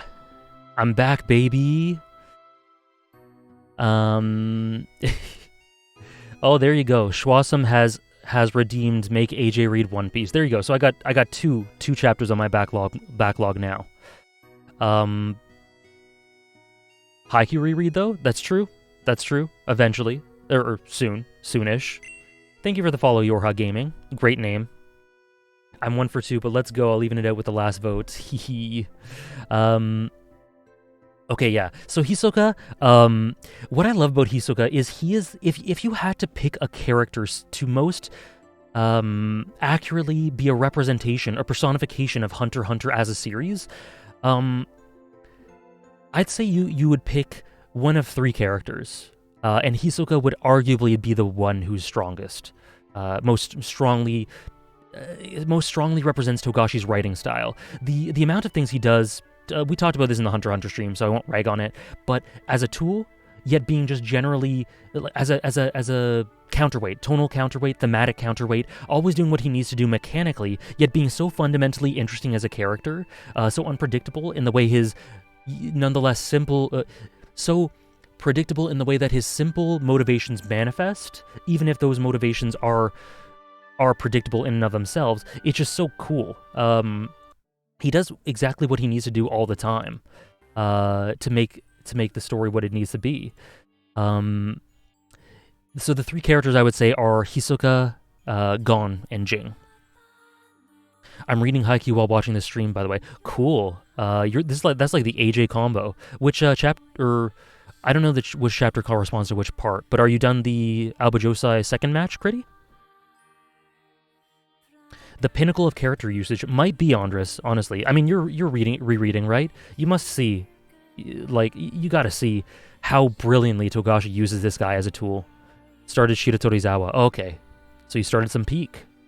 You started some absolute peak.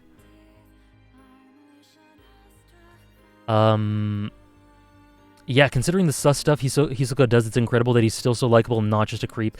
Yeah. I just watched the episode in Greed Island where he, if you know, you know. Gon and Killua saw something that they would hope to never see ever again.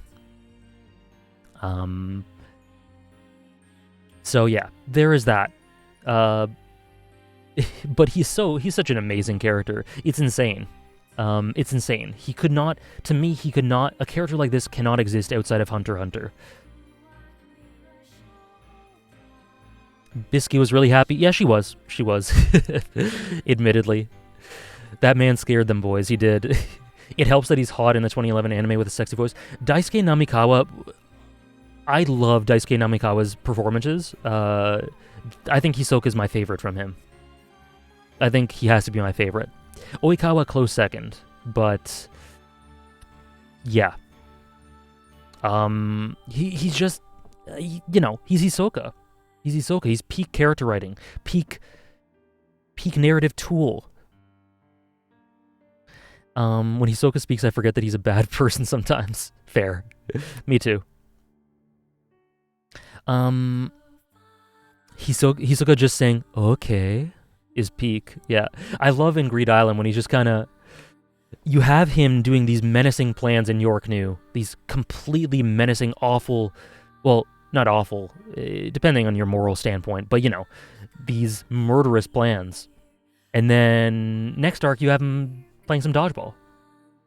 And not a beat is missed. Not a beat is missed. It's all completely natural. Okay. Thank you for the follow, Georgie and Miggy. Thank you very much for the follows, guys.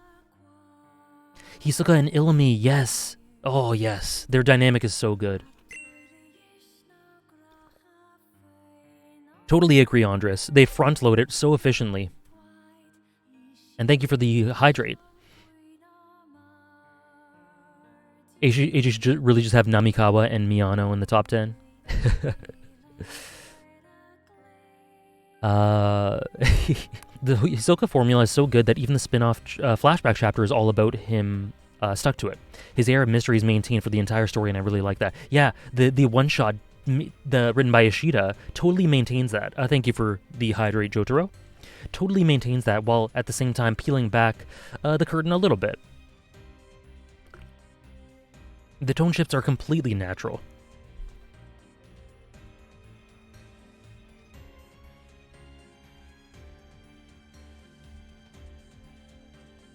And yes, I won't say anything because I know there are anime-onlys in the chat.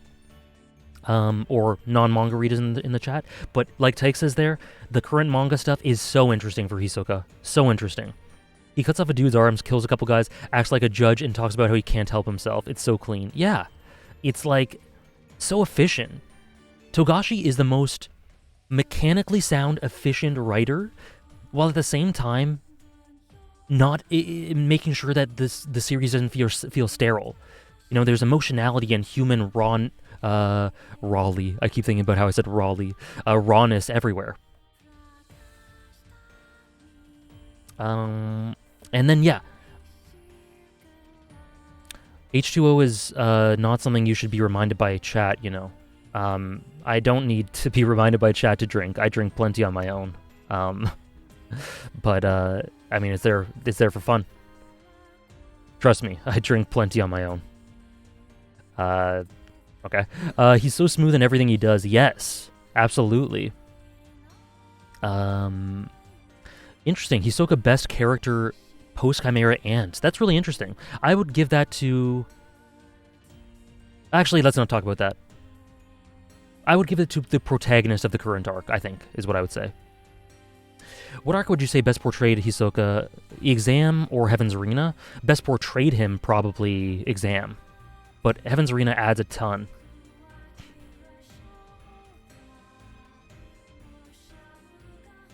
Oh no. Oh no, the hydrates. What about Crollo? What about Crollo? In terms of which arc best portrays him? Oh no. Oh no. What about Crollo post Chimera Ant? Like I said, I don't want to get too much into explicitness. Explicit. Hold on, I gotta drink. I gotta drink.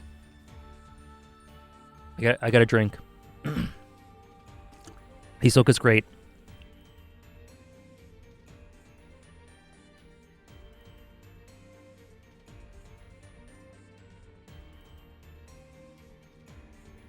Explicabilityness. I think I got one more. Just go get a damn water tank. I need one.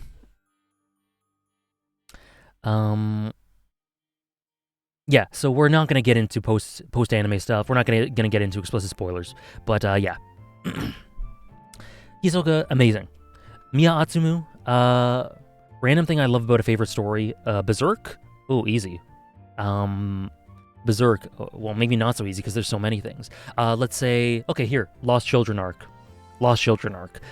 Oh, love that story so much.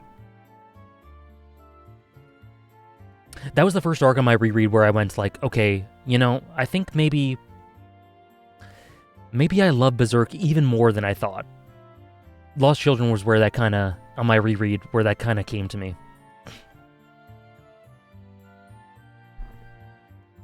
Has Johan been ranked yet? No. Okay, and Miya Atsumu. So, the character of Atsumu essentially is, in my opinion, aside from maybe Hinata, the most pure expression of love with regards to the sport in the whole series. Love for the sport. The relentless path of the monster, and yet the volatility of that, and how the monster, this loving monster, when not tempered by someone who competes with them, helps balance them out. Thank you for the follow, C-Rex. Poof has not been said yet. How all that, you need someone to balance you out. You need someone to be, again, like I just said it with Hisoka, a counterweight to that, to help temper that. I'm already reading One Piece, Oda Juan. And the way in which all that connects with the idea of memories, I made a 33-minute video on Atsumu, so you can watch that if you want. But the way his relationship with his brother, his relationship with Kita, with the memories motto from Inarizaki, the way he relates to the Hinata, the way he contrasts Kageyama, the way he contrasts Oikawa in a bunch of ways. It's so good. You watched it, Critty? Cool. I think it's a pretty good video. I think that Atsumu wouldn't be nearly as good as he is without Osamu. But yeah, like you can see the placings on this list. I definitely do like him quite a bit more, but nonetheless, it's not an imbalance, you know? It's not an imbalance. All I need are my muscles, yes. Do you typically read online or do you buy the physical copies?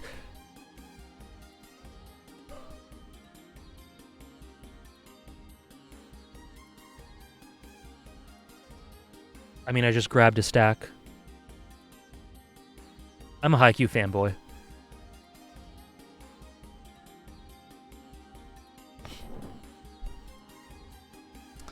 How long is the Osamu video gonna be? No, Sarah. It's gonna be a short one. I think I put that. Yeah, a short video on Osamu. It's just gonna be about one aspect of his character. Because excuse the voice crack. I talked about him a decent amount in the Atsumu video as well. And I just want to hone in on one specific scene and one specific aspect. Did Kuja make it in this list? Yep, Kuja was around 30s, somewhere in the 30s, like 35 or something. Is all your manga just down there? Yeah, except for Berserk. Berserk volumes are too big. I had to leave them somewhere else. Oh yeah, the translations. Oh no. I hope I'm reading the right Vagabond translations. Short is 30 minutes? Oh dear.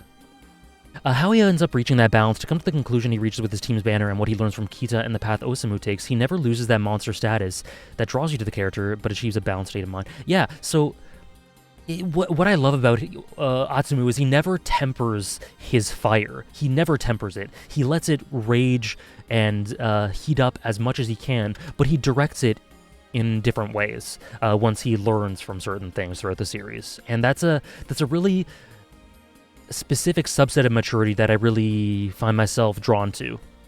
And Mamoru Miyano, what do you have to say? Sorry, I had Hannah's message from one of the premier Atsumu stans. He's just the bestest boy. I adore him so utterly much. He and his brother, he and Kita, he and Hinata, just ah. I love him. Me too. Did any Chihaya Furu antags make it? No. I have trouble conceptualizing who I think of antagonists in Chihaya Furu personally.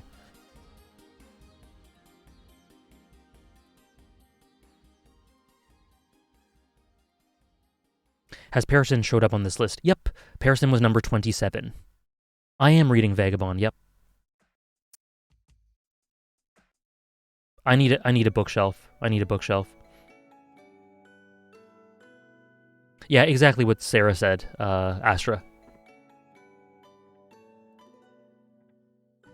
Hunter x Hunter Volume 1 there for the symbolic. That's there for the Hunter x Hunter stream series we're doing. If one wants to tear up reading Berserk, they should read the ending of Lost Children arc with Guts' theme in the background. True.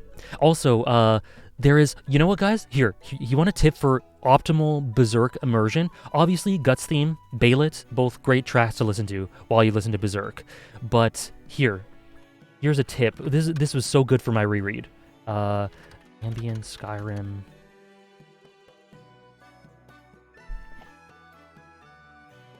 So here is a 10-hour-long loop of Skyrim music with rain ambient sounds. This genuinely enhanced my Berserk read so much. Here, let me just post a link here. Just try it out. Try it out for an hour if you're, or even like 20 minutes, half an hour if you're reading Berserk. It definitely enhanced my experience. Try it out. Try it out. I loved it. I love doing that.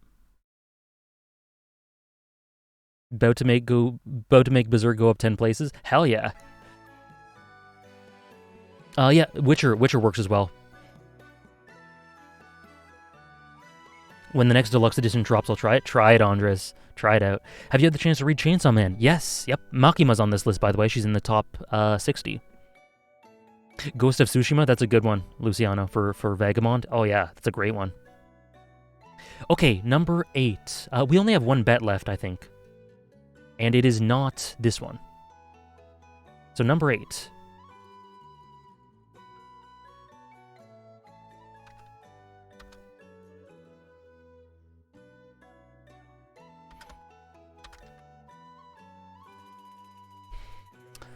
Gustavo Fring, Breaking Bad, and Better Call Saul. Salud. Los Pollos Hermanos. Top 1 Hispanic character in fiction? Not if Lalo has anything to say about it. No, yeah. I think, I guess by default, yeah.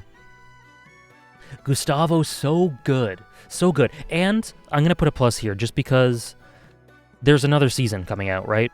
There's another season. Well, get back to work. Box Cutter.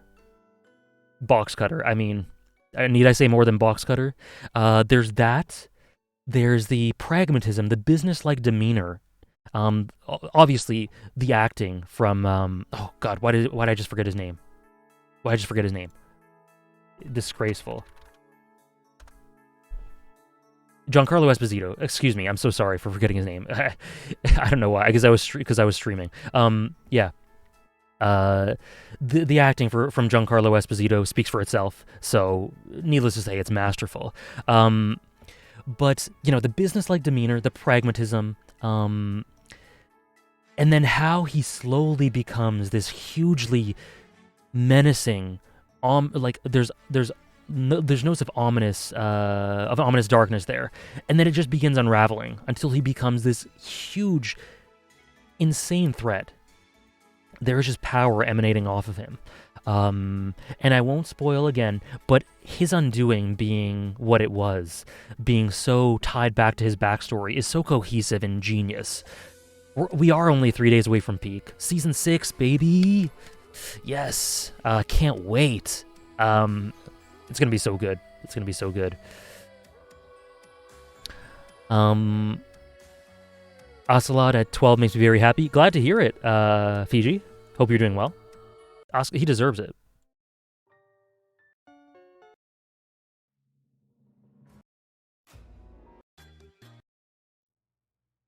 I'll watch all of Better Call Saul and Breaking Bad in these 3 days.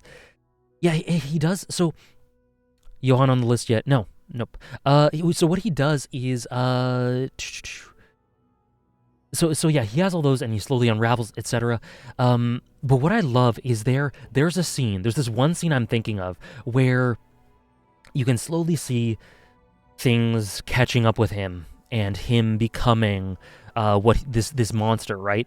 And what I think the scene is when he's confronted by Hank. Won't say more than that, but he's confronted by Hank, and then in the elevator scene, you see him, and he's in his face. It's hard to read him, but you see his finger twitching. His finger just twitching, and you know the monster's about to be unleashed the moment you see that. It's so good. Oh my gosh. I don't know who Riboku is. I really love Guz's impact on Walter. Yeah. I totally agree that he with that Fiji. Walter, a key aspect that's subtle about his character, but nonetheless very much there, is the way he reflects people that he's learned about throughout his journey or that he's come face to face with. The correlation with Gus is arguably the strongest.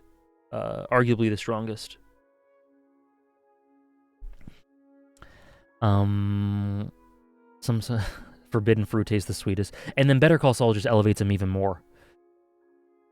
The Koti scene in the Breathe episode last scene has to be the most disturbing, yet insightful and downright terrifying scenes I've ever seen. In those scenes, we learn so much about this need of obsession and how that plays into having to maintain Hector.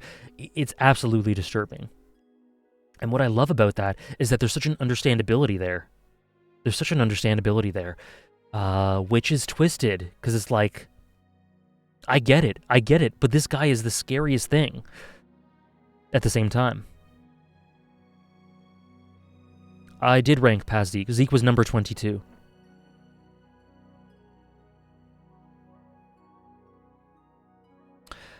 Oh, I love how he says Walter, too. The inflections on a lot of, and pronunciations of a lot of these, what he says, yeah. Something with the L as well. I'm thinking of like 3 or 4 scenes you could be referring to, Luciano, but I think I got it. It could be any one of those. I'm not as good with remembering the Better Call Saul episode numbers. But I think I know what you're talking about. Like, it would be far too humane? Is that what you're thinking of? Oh yeah, Joffrey was like 88.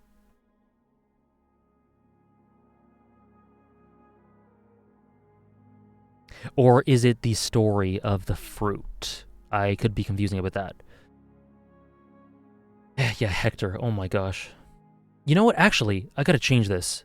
One more addition to the antagonists.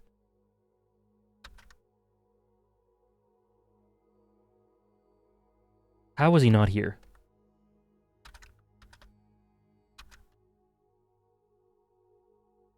I'm not even gonna be done with Better Call Saul season 1 when the new season drops. It's okay, you'll get there. Him and Hector. Okay, yes, yeah, I got you, Luciano. Hector Salamanca is amazing. So if I had to say my favorite characters in the series, rough order: Walt, Jimmy / Saul, Jesse, Gus, Mike, Kim, Chuck, Hank, Skyler, Nacho, Lalo, Howard, and then it's like, Hector's right there. Hector's like 13 or 14. Is there an official name of the Breaking Bad / Better Call Saul verse? Not that I'm aware of. No, it's an intensive cast, Sarah. No, I'm just ranking them. That's quite a bit. The Gillyverse. That's quite a bit. I mean, he's ahead of people like Walter Jr., Marie, Jane. Don's a great minor character. The Heisenverse. That's a great one, Juno.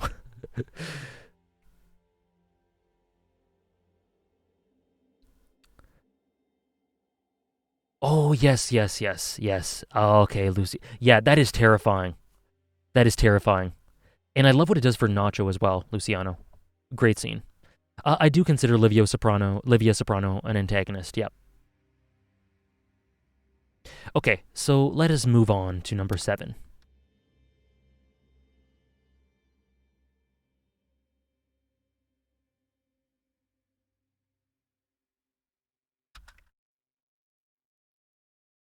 The Curse of the Ordinary, am I right? Yes, he did. He did. You're correct, Critty. The Curse of the Ordinary. I wouldn't consider Junior Fiji, but I'm only on season 4. Maybe that changes. I don't know. I don't remember. I have to rewatch. Is there a way we can have access to the different lists you make? Yes, Kaylan. Through this command, exclamation point top 100. Oikawa.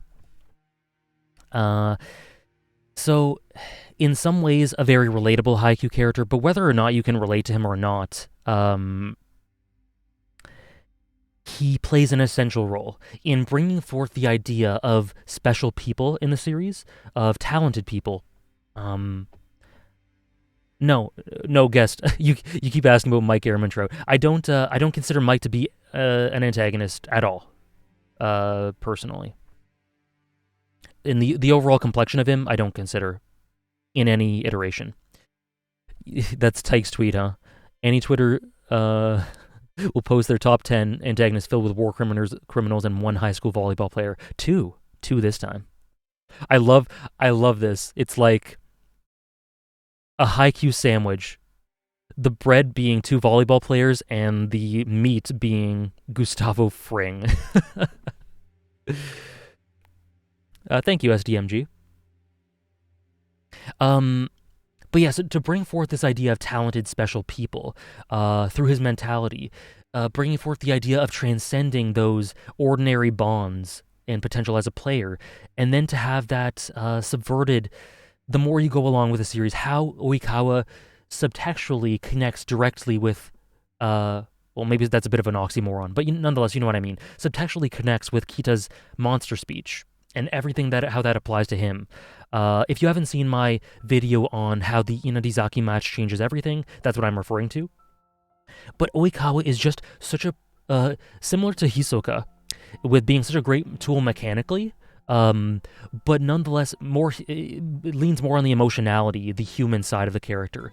He is, again, such a pathos-driven character, and I really connect with it a lot.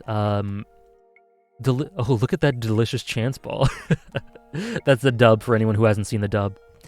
Yeah, Daisuke Namikawa. My second favorite Daisuke Namikawa role. Is Ralphie from Sopranos on this list? No. I would have to... that tweet is still blowing up.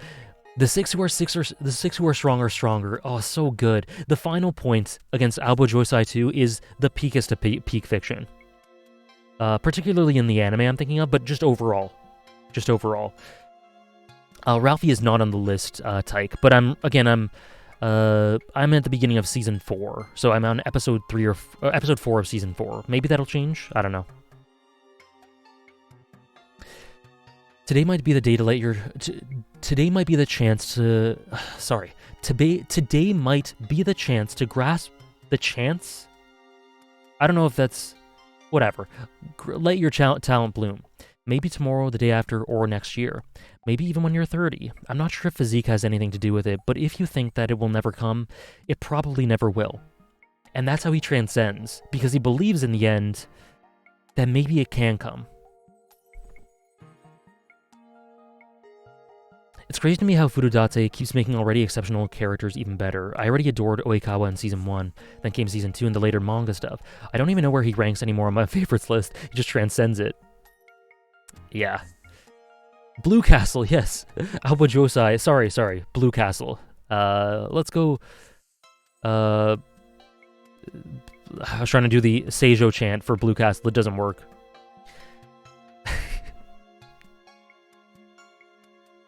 And the Worthless Pride, oh my goodness. The chapter with that Oikawa quote while watching stream, oh yeah. And my worthless pride is arguably just as iconic for Oikawa's character as you know, that moment, that point. And then, you know, won't talk about it, but the post-anime stuff. Again, if you know, you know. Yeah, people really dislike Oikawa. I find him extremely oh, I didn't see that. Thank you, Sarah. Do you rate these based on how well written they are, how much you like them, or maybe a mix? It's a mix of of their quality, how well written they are, how well presented they are, how much I like them, connect with them emotionally, how interesting I find the writing, stuff like that. Does it say worthless pride in the Viz translations? I'm not sure. I just go by the subs for the anime a lot of the time, or the unofficial ones. Where does your SSS tier end for this list? I don't know. I haven't conceptualized these in tiers. Definitely the first 2 tiers. After that, I'd have to see.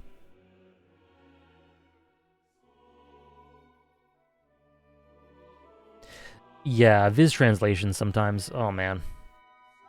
I have not read Slam Dunk, no. Exactly, Safwa. The notion of being special, what he brings to the story, and then the way it's subverted, and then his belief in how his relationship with his belief in if he can achieve that, it's so good. Do you watch Coach Donnie's reactions? I used to. Not anymore. That's it. Yeah, that's it. Iwazumi is, in my opinion, that is his awakening. In my opinion. No, Wolfman. The answer to your question would be no.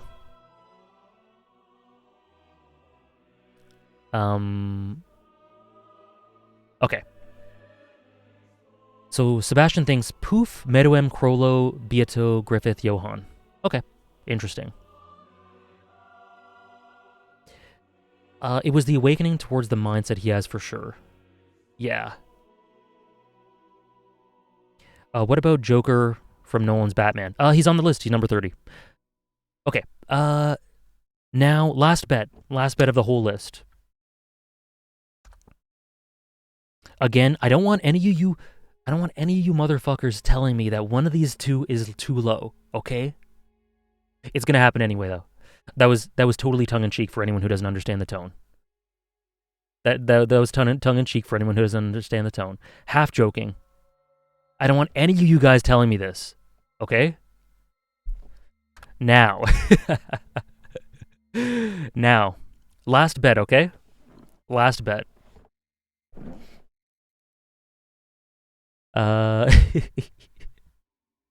Number 6 and number 5.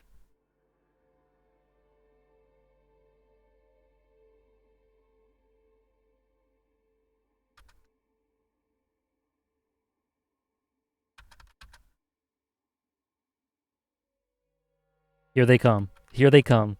Lower than I thought. Lower than I thought. Just lay it on me. Lay it on me.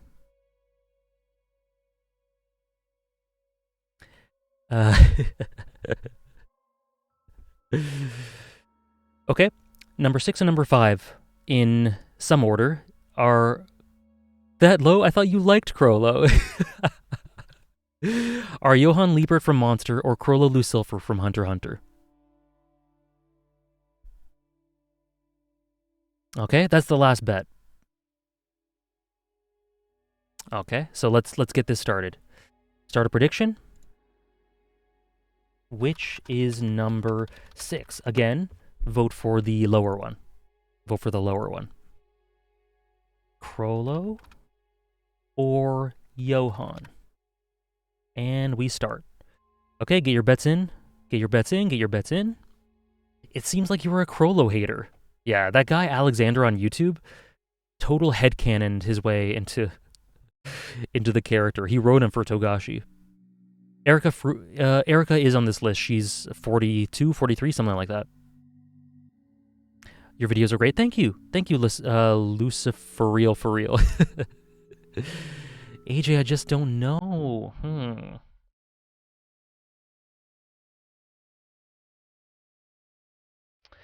Whoops, sorry. How do you bet? There's an option in the corner of chat. Bottom left, it should be.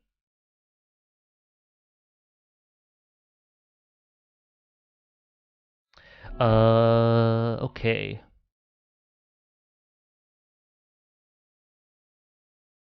From what I know about you, Crollo seems obviously higher, but it makes me think you're throwing us a curveball. I mean, I'm just laying it out there. I'm not trying to trick anyone. It is what it is. Okay. Is time up? Is time up?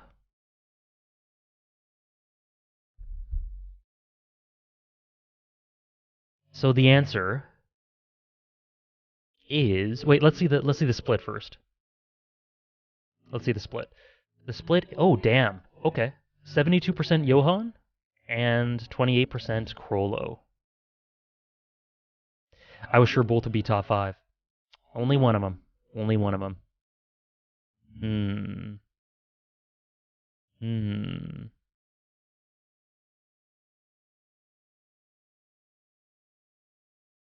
72%, the majority were correct. So it wasn't as hard. It wasn't as hard as the 10-9 split. It wasn't as hard as the whatever the bet before that was. But there we go. Damn, now you got me wanting to watch more Monster. Good.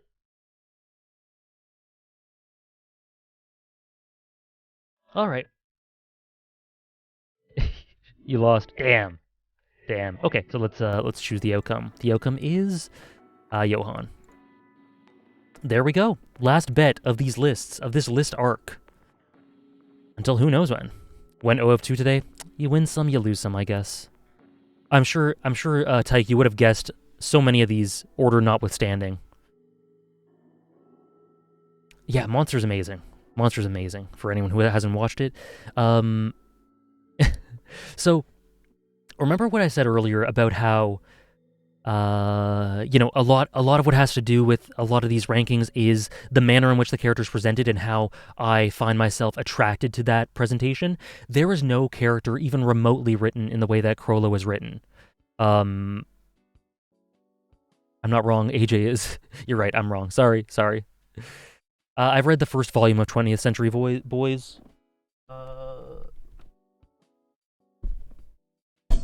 Sorry. Right here. I just have manga volumes all over the place. Monster in the Mud. So I'm just so...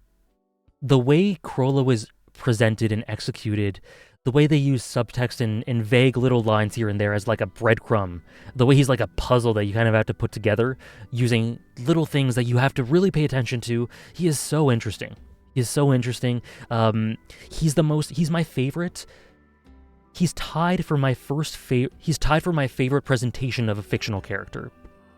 The other character who he's tied with, you'll see in a second.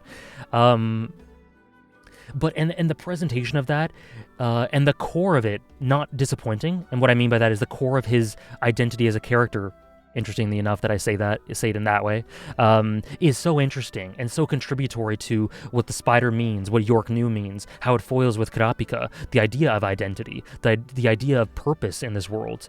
The fact that it doesn't disappoint in that way, once you put everything together, is just so gratifying. And Mamoru Miyano is one of his best performances. He embodies Johan so well. So well. An enigma, yeah. He's characterized through Meteor City, exactly, JTD. He's characterized through the spider. He's characterized through the basic acts. The way his dynamic with Hisoka, so interesting. I find myself genuinely shocked at how captivating Crollo is every time I watch those episodes. I'm like, why? Why am I lingering on his every word and facial expression? Yeah, it's like, how do they achieve this guy being so well presented? It's a combination of the visual direction, the way he spends literally the first 5 episodes of York New, just reading his damn Bible. Just sitting, there's a candle by him, just being an edgelord in the back. That's my goat. That is my goat. Just read your damn Bible, shrouded in shadow, be an edgelord. Just be an edgelord. But Miyano's, the things he says about Judas, the Requiem, Crollo's conversation with Neon, he sheds the tear. That just hooks you. Like, what is this guy about? Like, what is he? The way he's so... The Requiem is the deepest form of grief, one of the deepest forms of fictional grief I've ever seen. One of the most unique and expressive forms of it. I can't... It's hard for me to even conceptualize, to articulate what the Requiem means for me. It's this profound sense of losing not only people you care for, a person you care for, but as a piece of yourself. Like, oh my god. Uvo-san, can you hear us? We're playing a Requiem for you. Oh yeah, Andres. Oh man. And when you get to it, you have to watch the adaptation for it. Yeah, Crollo wears the St. Peter's cross, so Jesus definitely exists in the Hunter x Hunter universe. Yeah, Melody being terrified of his heartbeat. Oh man. And then the contrast with that and opinion on his fashion sense? Exactly what it needs to be. My dude's vibing. The suit Crollo's best Crollo. How's it going, Davinator? Welcome back. What are you, the spider? Another key, fantastic quote. I just rewatched York News, so a lot of this is fresh in my mind. What are you, the spider? His confidence that he wouldn't... His confidence in the face of death.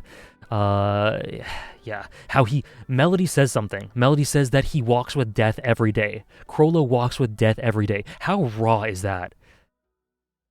Ugh. And then the way it... And it's not... It just that line alone... oh, look, the music! The music! I did not... This is on shuffle, I swear. The way that line is just raw on its own, but then it applies to the deeper nuances of his character, it's so rich. It's so integrative and cohesive. When Crollo reads Neon's fortune and a single tear just falls down his face, one of the best moments in the series for me. No doubt. How's it going, AI? His Nen power and how that integrates with his characterization, one of the best Nen powers because of the way it does that. The fact that the troop flip a coin to determine what to do when they're undecided. It's all, everything, every aspect of the troop plays into Crollo. Every aspect of the troop. His powers, everything. The coin thing is so cool. From the second he's first shown, he leaves you guessing and thinking, trying to understand him. What does the spider mean to him? Why does the spider commit these acts? And yet Crollo himself wants to try and understand himself as well. Yeah, his monologue when Gon asks him, like, how can you just kill people who have nothing to do with you?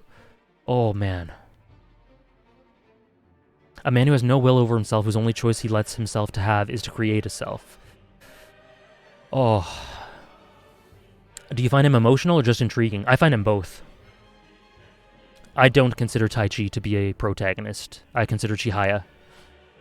I think Miyano sells his empty persona with his performance so well. He sounds so calm and soothing, yet so completely neutral and dead. Yeah, it's like so many of his lines are almost like a whisper.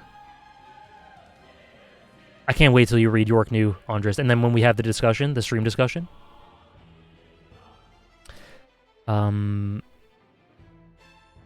Baby Gil, everything I'm saying has basis in the story. I'm not reading too much into him at all, whatsoever. Bandit's secret is his twisted way of interacting with the world around him. Yeah.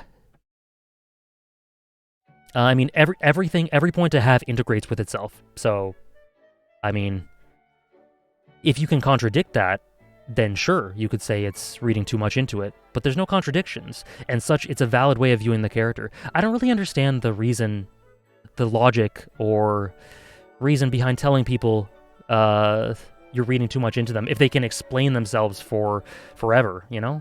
What's really the point of that? It's kind of, not a fan of that energy, really.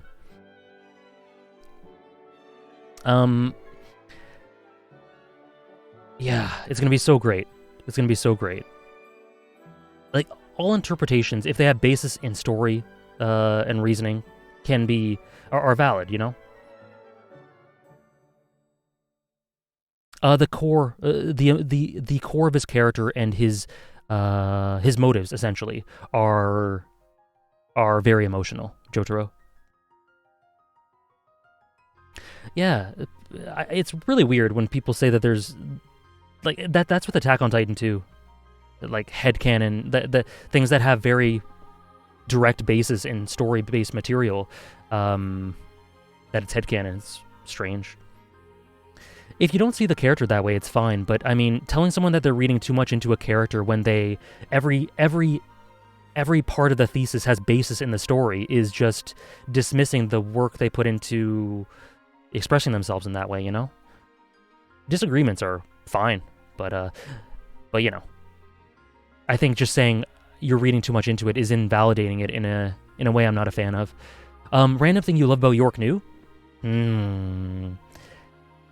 How prophecy, the idea of prophecy and the future, and how it plays into Crollo's sort of determinism or fatalism, and the way he views the world and his nihilistic perspective. So the way it's introduced through Neon, and the way it integrates with the York New culture and auctions all of that, and then how it further integrates with Crollo and the troupe as a character. So like the nature of prophecy.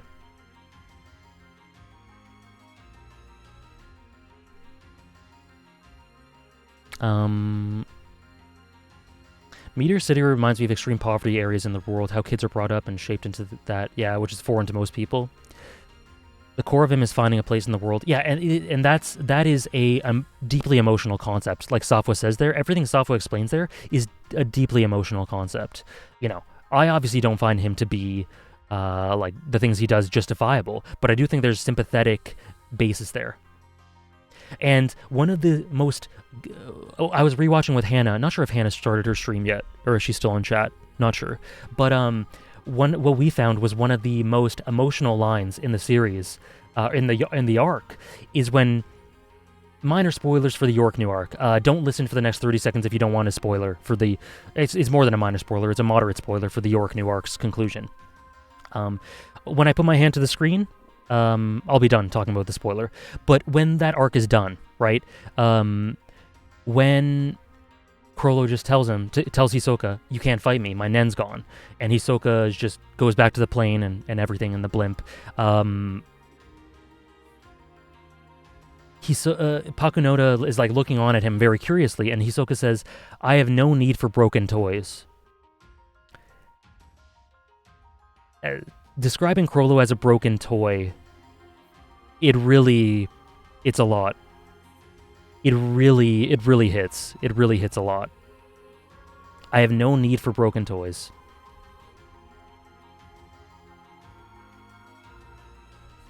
Unbelievable. The expression he has when that guy finds him on the boat is so memorable and telling. Yes, that too. It is the most expressive I think we see him, in terms of facial expressions. Anyway. Spoiler done. Anyway, I talked about Crollo for so long.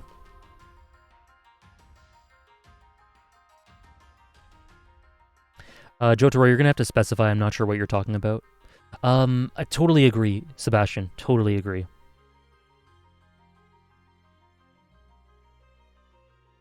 You muted for that? Oh, okay. I'll ask me about it whenever, if you're ever curious, Andres, and I'll tell you.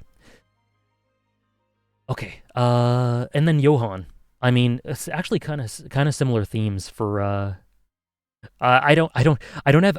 Funnily enough, I don't actually have as much to say about Johan. Crollo's so amazing. How's it going, Lee?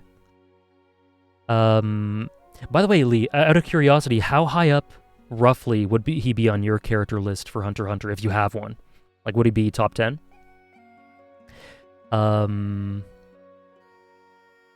Identity Crisis buddies in 5th and 6th. Yeah.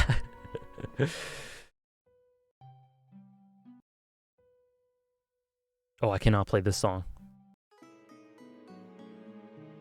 And Johan's presence, I do agree. Johan's presence is unmatched. Do you have a favorite video from all the YouTube videos you've made? I don't have a singular favorite one, but I have like a collection of 5 or 6. Up there would be like my Poof video, my Final Fantasy VII Remake video, my Harry Potter video, ones like that. I have a list that's entitled My Best Videos, so the ones near the top of that are the ones I consider to be among my best. And thank you for the follow, Wraith Pharaon. So yeah. Careful with spoilers, yeah. I won't So Johann does a really great mix between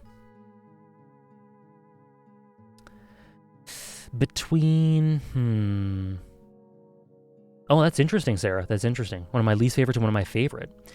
Between him being his draw being very plot focused. So like the way so following him is very tied to your perception of the plot in Monster. And yet the core of the intrigue behind him, I think, lies in his psychology and his backstory and why he thinks the way he does. So I think his impact on the story is equal between plot and character, but like character psychology. But the way in which he sticks out to me is through the character psychology. Oh, for sure, not as high as Meruem for me, but he's up there. Nice. He's my third favorite Hunter x Hunter villain, I guess, when it comes down to it. But it's so close. It's so fluid. It could change tomorrow. The thing that stuck out to me with Johann that I really like is when he describes the beauty, or antagonist I should have said, not villain, antagonist, of the forest to Mr. Schubert. Also when you consider his love and admiration for children, just this adoration he has for the bright side of humanity. Yeah, an aspect of Johann's character I love is his adherence, or the way he's most comfortable with children. That tells you a lot about him, about his mental state, about where he feels, like you said, where he feels most comfortable, who he trusts, his beautiful core, when he tells Nina that she deserves everything, when he professes that he has no name, the three frogs, yeah. So he has this plot relevance and plot significance, but the reason you remember all this is because of the emotional core, the thematic core, the thematic context of all these things. No, I would not, freaks. I would not consider him to be one. Or would I? No, I don't think so. Yeah, his presence alone makes the story work so well. On the back of your mind, overwhelming and incredibly scary, and when you get to see him, his quiet nature sometimes only makes that intrigue, presence, and fear he gives. Yeah, it increases it, it heightens it. Would you like a drink? Oh no. I came from a fairy tale country. So evocative. Yeah, and Johann in the dub is phenomenal. Keith Silverstein's my favorite performance from him, personally. The way he influences other characters, I totally agree, Togawa. It's so hard to choose favorite Hunter x Hunter characters. Tell me about it. I had to do it for this list, and it tore me apart. Neither of us have any real names. Oh, man. Yeah, I see that exactly, Drunk Eldian. I'm gonna take off my headphones for the rest. Why, Andres? Why? I have not read Bleach, no. I think I answered that, but yeah, regardless, no, I have not read Bleach. Sorry if I didn't. I meant to answer it earlier. My apologies if I didn't. The Johann Tenma relationship, yeah, the dynamic there. The tug of war between the darkness and light. The classic, ever-present moral dilemma, right? From the beginning of time, these have been the types of stories humans have been fascinated with, and this is just such a rich, deep, complex take on it. I thought I had been to the darkest place in the universe, but beyond that, I saw even blacker darkness. Yeah. Okay. Anyways, number 4.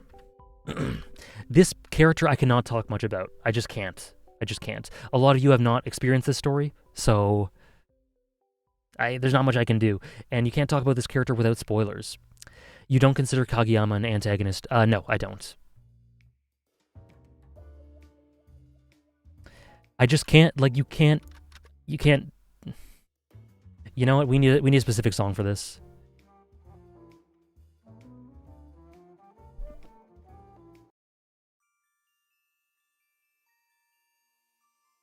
I don't know what to say with this. I don't know what to say here. So there are parallels with what I love about Chrollo and Johann thematically. Beatrice is absolutely essential to the plot of Umineko. But But the reason in which she's essential to the plot is because the emotional core, like we talked about the emotional core of Crollo, the emotional core of Beatrice is the strongest, and the reasons in which she's relevant to the plot is like the strongest thing. The strongest of any of these antagonists. Stronger than Atsumu, stronger than Oikawa, you know, stronger than the emotionality of Silco. Anyone. No one measures up to the emotionality of Beatrice and the ways in which that emotionality has an impact on the plot and contributes to the themes of the story. Do you think her role throughout the story affects her complexion as an antagonist? This is one of those that can be either way. Personally, what tipped me in that direction, Drunk Eldian, is the idea of rivals in love, how love is a battle. You know, they introduced that theme, I think, in episode 5, I think it is. So that's what helped me to essentially put her on this list. But she can definitely be considered as not an antagonist.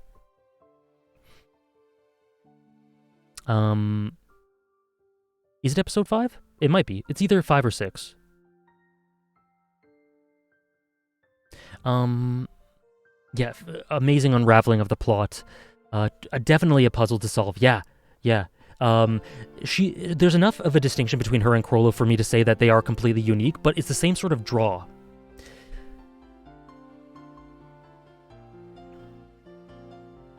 Oh yeah, labeling her is definitely very hard. It is episode 5, yeah. Okay, thanks Helios. So this, I had to include her because she was so high up. I had to include her, but I think it's very fair to just call her a deuteragonist if you want to. Yeah, and up there with the most complex characters I've ever seen. Definitely. I think it's impossible to 100% understand this character. Would you say Beatrice appeals to you more personally as a character than Crollo? No. I would say that the quality of the writing is why she is, like, the impact on the story, the contribution to my enjoyment of the story as a whole, is essentially what puts her above Crollo. But I wouldn't say I connect with her more.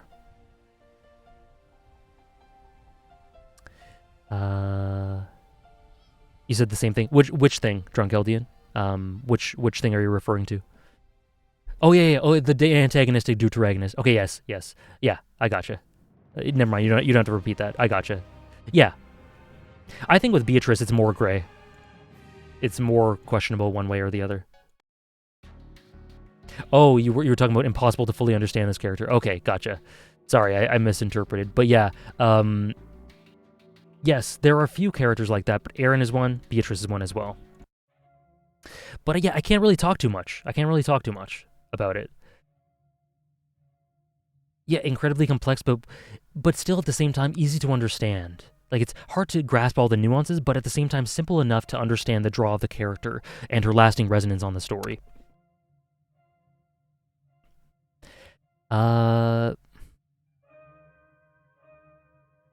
Okay, and then there were 3. I'll play Golden Snare for like 30 seconds. Oh, do I even have it here? I don't think I have it here. I don't have it here, sorry. Okay, guys, the last 3. Hunter x Hunter fans? Spoiler alert. This is your time.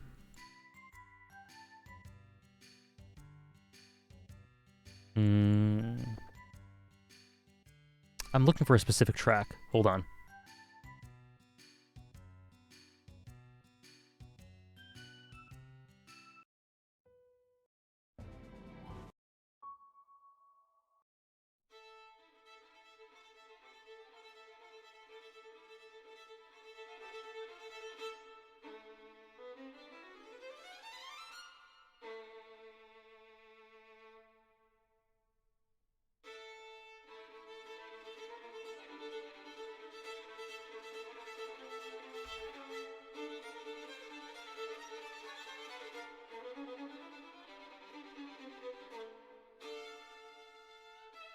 Oh, this song, man.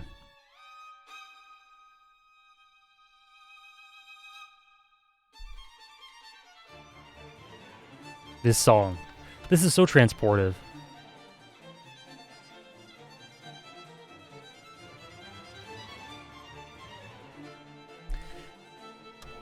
Andres will be poof pilled, don't worry. He will. He'll see the vision. Didn't expect him to be this high. Damn, you must not follow me on Twitter or something. There you go, Zach. Okay. Is Pito on the list? Yes, Pito is 37, something like that.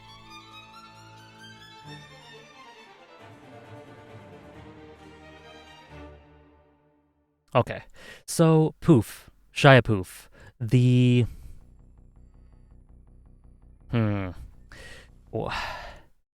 First of all, just the tracks alone associated with him do so much for the arc as a whole. They add this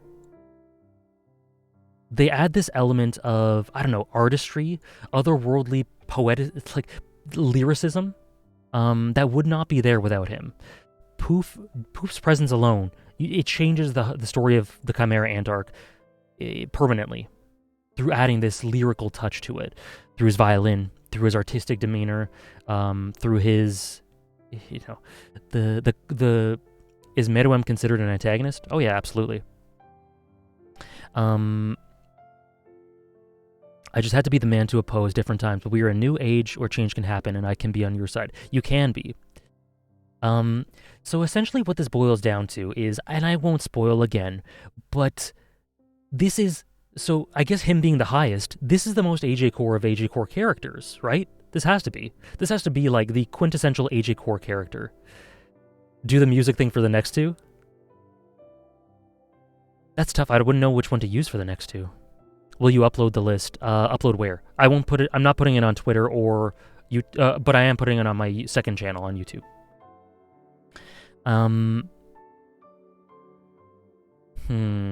So yeah. Essentially what it comes down to is a flaw in his programming, right? It's a flaw in his programming, and if that flaw was not there, he would go about his goal in an entirely different way, in a way that would be more loyal to what the sentiment of his goal is, rather than the manifestation of it.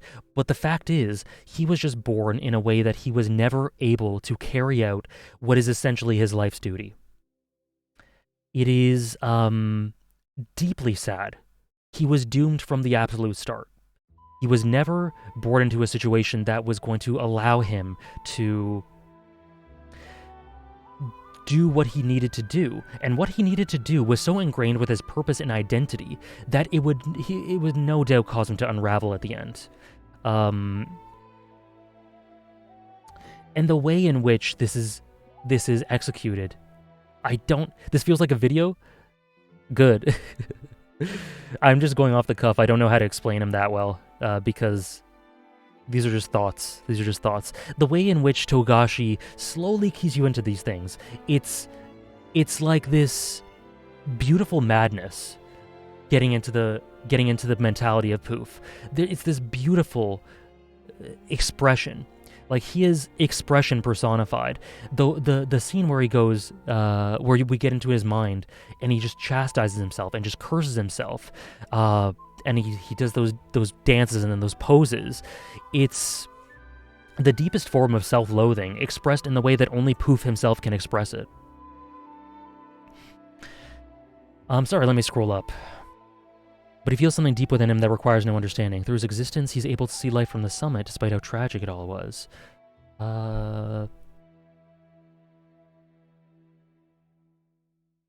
Yeah, and then his, essentially, what I don't want to read that just in case, I don't know. But what Sebastian says here, not able to understand much, if anything, but about himself, and how everything was simultaneously in service to his aunt and human size, and how they amplified each other. He was able to feel emotions arguably more deeply than anyone else in a story. As such, he saw it all. He felt so deeply, and expressed that feeling in just the only way he really knew how. Use Bailiff for Griffith? Okay, sure.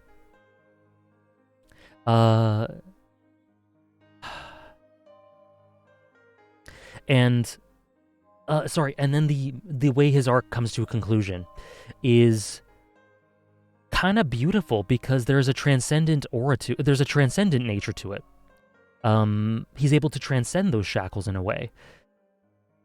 And what I love about it is that his king appreciated that at the end. Okay, Wolfman, no worries. Thanks for stopping by. I really appreciate it. Hope to see you later as well, in other streams as well. We have the same 4 antagonists, albeit differently ordered. Cool. Great taste. Elegy of the Dynast. Poof is the reason I rewatched the series so often. I disliked him the first time around for superficial reasons. I also didn't like Meruem the first time around, but I was being petty. Because I was being petty, but I came around to Meruem at the end of the Chimera Antarc. I only came around to Poof the second time I watched the series, and I have no idea why I didn't adore him the first time. He's in my top 4. Great. Love to hear it. Poof is a character sometimes you need a bit of a rewatch for. Definitely. Yeah, Poof represents that negativity that arises from the same potential need for metaphysical fulfillment. When it's impossible, there's nothing to do but wail. And you just have to lament that. You just have to lament that. Do you think Poof and Meruem's dynamic is among the best in Hunter x Hunter? Yeah! Yes! Yes! Can we bet on this last one? If you guys want to bet on this one, sure. If you guys really want to, sure. I mean, you guys know who the last 2 are. You guys know who they are. One last one for the road if you really want to, sure. The fact that he isn't very well liked is a shame because Poof's conclusion... Okay, let me just finish talking about Poof and then we can do a bet for the last 2. Poof's conclusion might be the saddest I've ever seen in fiction. It is so deeply lamentable. It is so sad. And not in a way that you really think of sadness, but... Yeah. Poof, most tragic character of the list? I still don't like Poof. I still don't like Poof. That's fine. That's fair. Poof is a very divisive character. That's I would be kind of disappointed if he wasn't this divisive and if people didn't like him, because just by nature, you know. All right, Gil, thank you. Make me read One Piece. I got 3 chapters now. I hope you can live as a human. Yeah. Oh, as a person, but a good villain. Okay, I gotcha.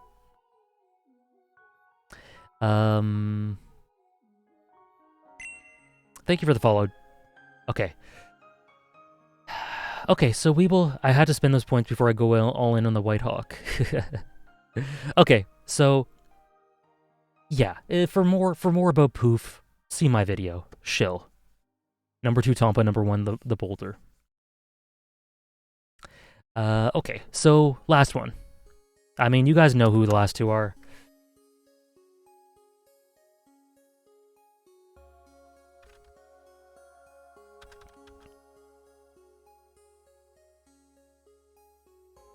It's come to this. It's come to this. So you are betting for the one that you think is number... Or should I switch it? No. We'll just... It'll confuse everyone. So you're betting for who you think is number 2? If I switch it now, it'll confuse everyone. So you're still betting for who you think comes next. So who I like second most. Okay? Yeah, you're betting... Yeah, I'm not switching.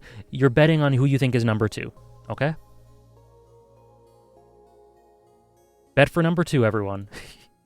Okay, so Griffith from Berserk, a little-known character known as Griffith, or Meruem from Hunter x Hunter. And I'll give you 2 minutes on this one. Which is 2.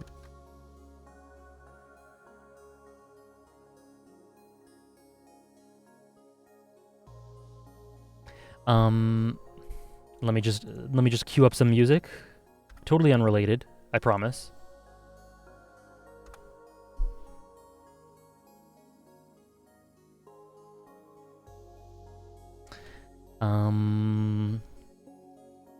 Okay. So Griffith and Meruem. I'm so scared I have a strong feeling Meruem is 2. I shan't vote. I can't believe we're done. Yeah, so by the way, guys, it's been a long journey, and thank you for sticking with me all the way to number 1 for all these lists, not just this one. It's tons of fun, and I hope to once they get updated significantly, I'd be down to do these sorts of series again, but don't want to overstay its welcome. You know, everything in moderation. Hunter x Hunter's number 1 follows odd number order for top 5. Interesting. So just for reference, Griffith is top 2 at the very least. The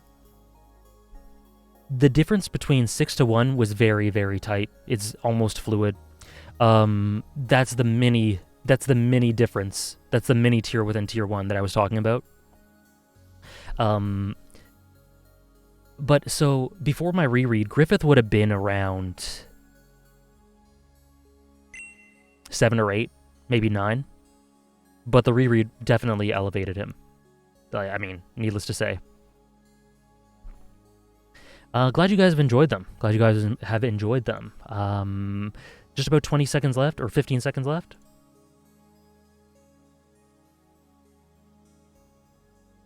Gotta be a little bit cringe and dramatic though. So I'm gonna reveal with a song. What's next? Top 10 Deuteragonist? No. I think Antags, Protags, and Fiction is the perfect trilogy. And I'll update them if I continue to stream. If I'm able to continue streaming, I'll update them throughout. Maybe in a year. Who knows? If there are significant changes. But yeah. I'm gonna say Meruem is number 1. I'm not giving up hope yet. Okay. I just hope we have the same top 1 Antag. Okay. So voting is done, right? Let's see the spread. 82% think Griffith is number 2. 18% think Meruem is number 2. That is quite a bit of a landslide. Well, number 2 is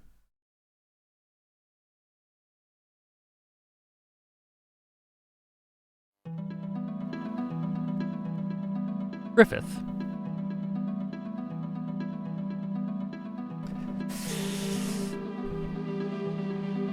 So low? So low.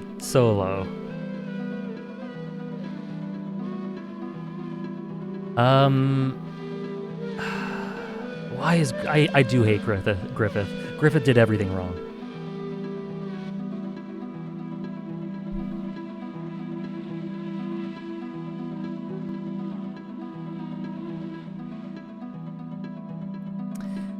Thank you for the follow, Frying Pan, by the way. Okay. The humblest top 2. Griffith. So let's put him in there. Let's put this my goat in there. And complete the list. Whoops.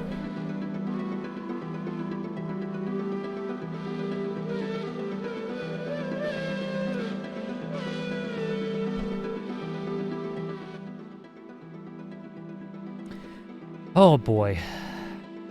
Good, you redeemed yourself, huh? What do I even say about Griffith, man? What do I even say? Griffith is just like me, would have done the same. I mean, the very fact... by the way, I was reading what Tyke said. That was not an opinion shared by me. I was reading chat. I was reading chat. I was reading chat.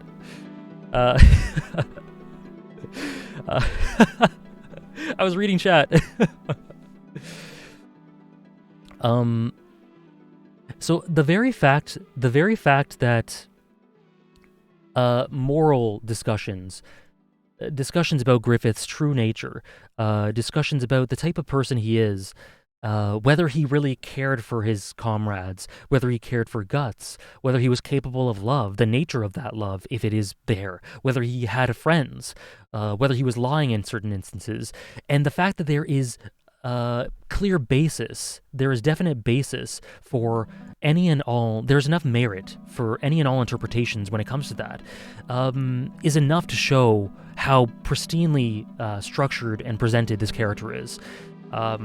Griffith is one of the first characters that really made me really interested in reflecting on fiction and using it, and using fiction not only as an escape in terms of immersing myself in stories, but as an escape in terms of immersing myself in these characters and understanding what they're all about and losing myself in their psychologies.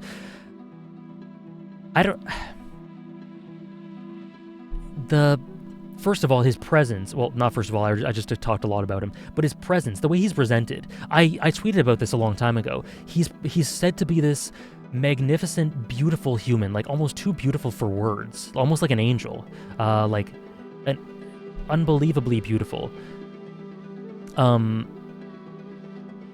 In a way, top one character in Berserk, Guts is actually my favorite by just a tiny bit, just a tiny bit. But he's presented. He's said to be this character that is too beautiful for words, angelic, unbelievably transcendent to lay your eyes upon. And it's easy to describe that. It's easy to talk about it, and that evokes general images or whatever. But Miura is able to capture that in illustration. He's able to capture the uncapturable in illustrations. And that is unbelievable. It is unbelievable that Miura is able to show that transcendent appearance in the art so consistently. But yes, by their very nature, angels were struck down from... there's a reason that Lucifer is a fallen angel, right? That whole thing. The most accurate depiction of the devil in fiction. Whoa.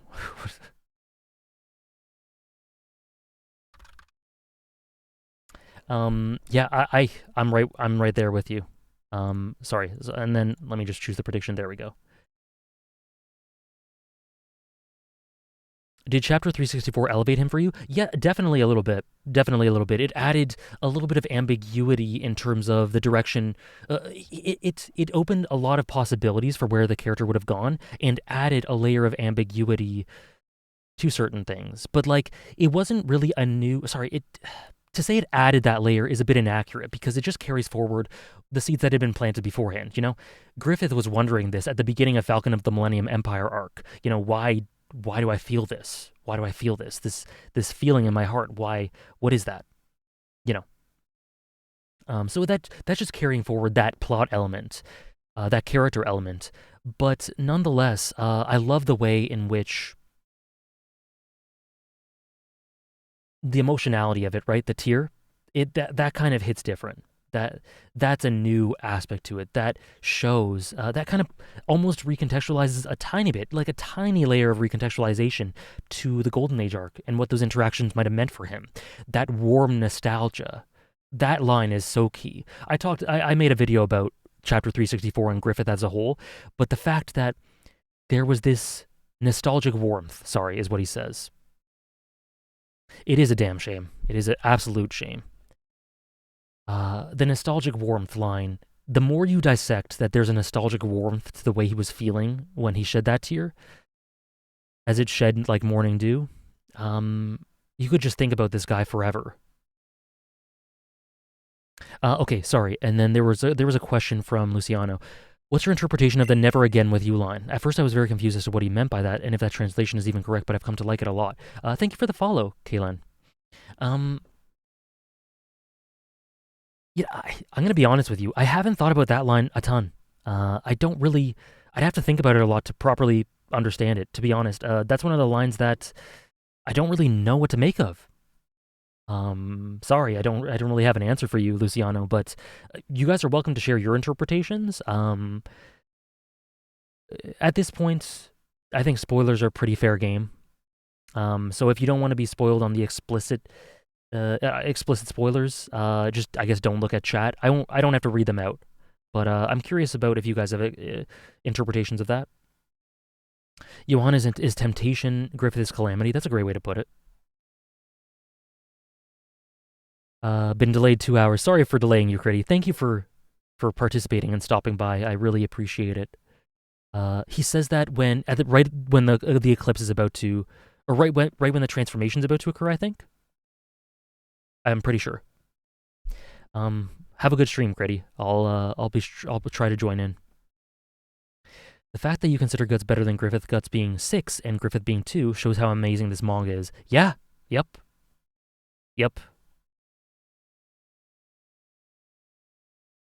At his most desperate moment. Yeah, I don't know, Luciano. I have to think about it. I thought about tons of things about Griffith, but that one's passed me by. He just doesn't want to lose his dream to Guts again, right? I mean that's the first thing that comes to mind. Like that's the natural thing that comes to mind. Um, could be more to it though. I'm not sure. Just like when he tried to choke him. Yeah. Where can I find your anime watch list? Here. Right here, God Lotus. Will this list be available anywhere? Like always, guest, it'll be available on the top 100 command. It'll also be available in a YouTube video. This stream will be on YouTube.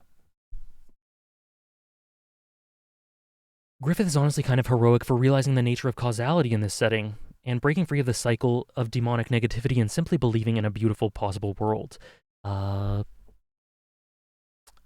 Awful consequences, but the intent is the same as Guts post Golden Age and the thematic inspirational factor of the story. You flip it and you have the perception of that from the viewpoint of someone who, is down on their luck in this world, like just the average citizen of Midland. You could easily see why they see Griffith as a hero. Absolutely. Losing sight of his dream once again. Yeah. There's no space between top 100 guest. Where would you rank Farnese among your favorite Berserk characters? Farnese is, or Farnese, don't know how to pronounce her, is third. I love her. And then I go back and forth. I think Casca's fourth and Shirke is fifth. Serpico, then the Skull Knight, then maybe like Judo, something like that. How would you rank the following character dynamics? Gus Griffith, Battler Beatrice. I don't know. I don't know how to rank character dynamics. Guts Griffith, Battler Beatrice, Johan Tenma, and Tyrion Tywin. Tyrion Tywin would be last. I'd say Guts Griffith, Battler Beatrice, Johan Tenma. The order you've done it. Thousand Arrows. The order you've done it. The order you've written it.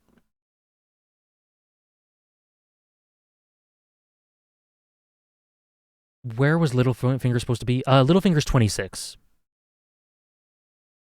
Even so, realizing the nature of causality, I still feel like he's still a victim of it nonetheless, while simultaneously being fully accountable for his actions. Yeah, what's key about Berserk is that causality is a thing, but it's compatibilist.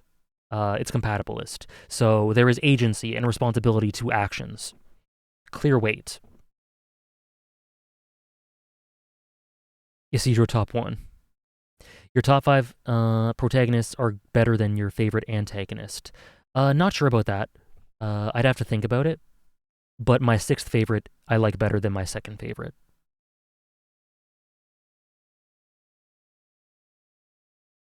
Judo seems to have fallen. Yeah, I mean, the reread did that. I romanticized Golden Age a little bit in comparison to the rest, which made Judo like, I don't know what he was before, top 5, 6.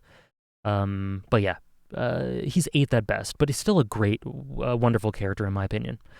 Did you have Morgana on here, or do you not consider her an antagonist? She's right here. She's number 17. Number 17, fantastic, triple S. Killua, I do not consider a protagonist.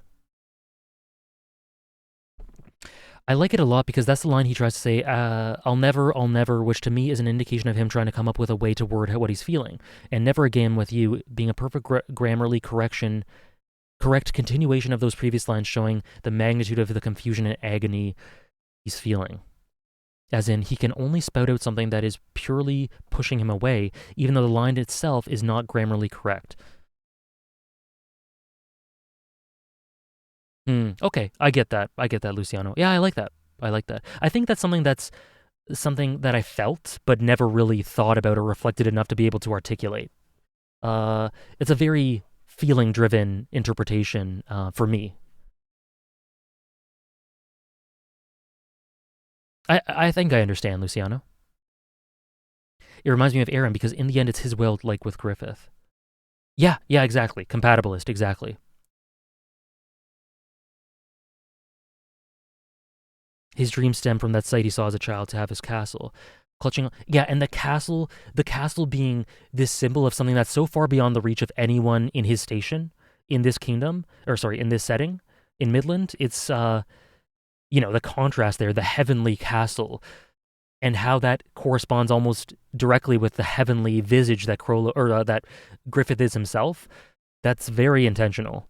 But just like him holding on to the friend he lost, there would be numerous sacrifices to reach that goal. Yeah.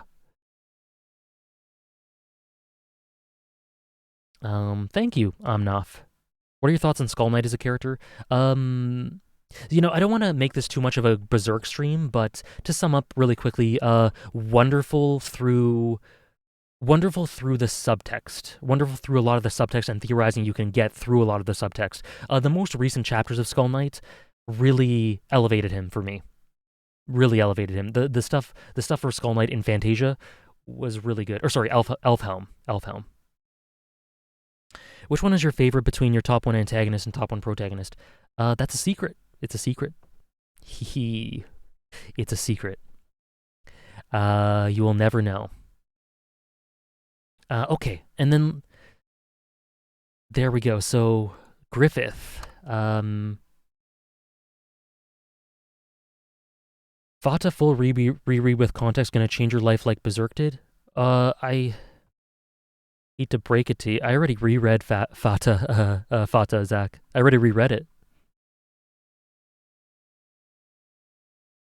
And it lowered a tiny bit. But I mean, it's still my 13th favorite story of all time, so clear peak.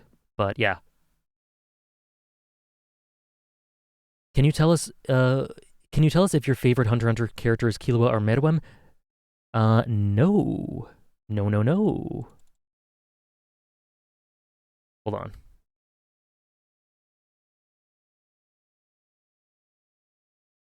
Hee.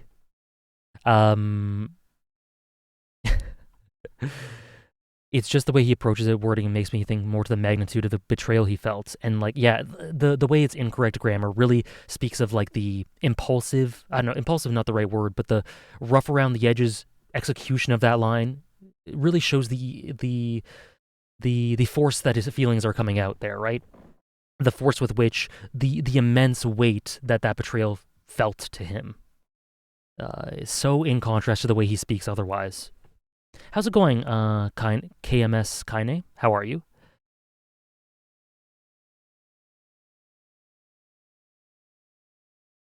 That soon? I mean, it was a year after. It was a year. I read it. I finished reading it in February or January, February of 2021, and I reread it again almost exactly a year later.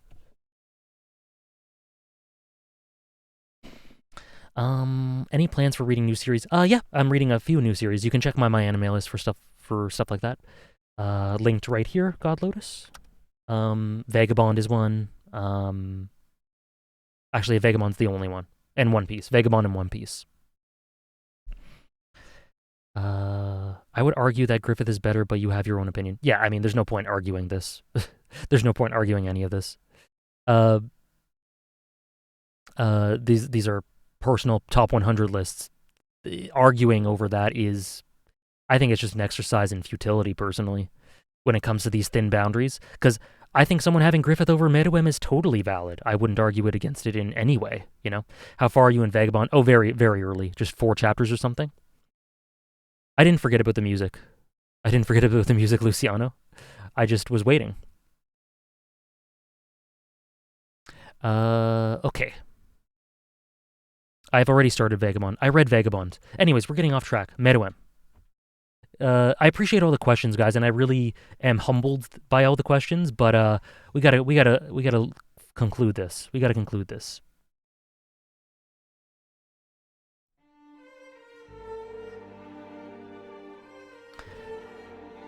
Right here through this command. Sass.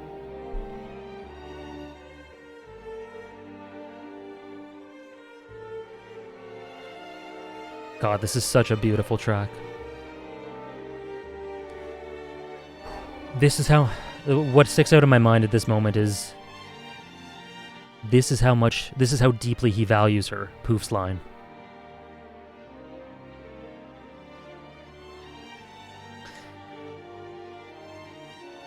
I was born for this day.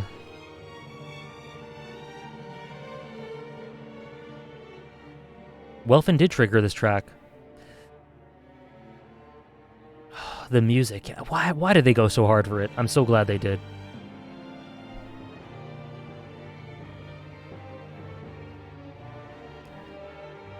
Um, what are you saying, Sebastian? I'm not sure what you're referring to. Elegy of the Dynast, actually? I'm not sure what you're referring to.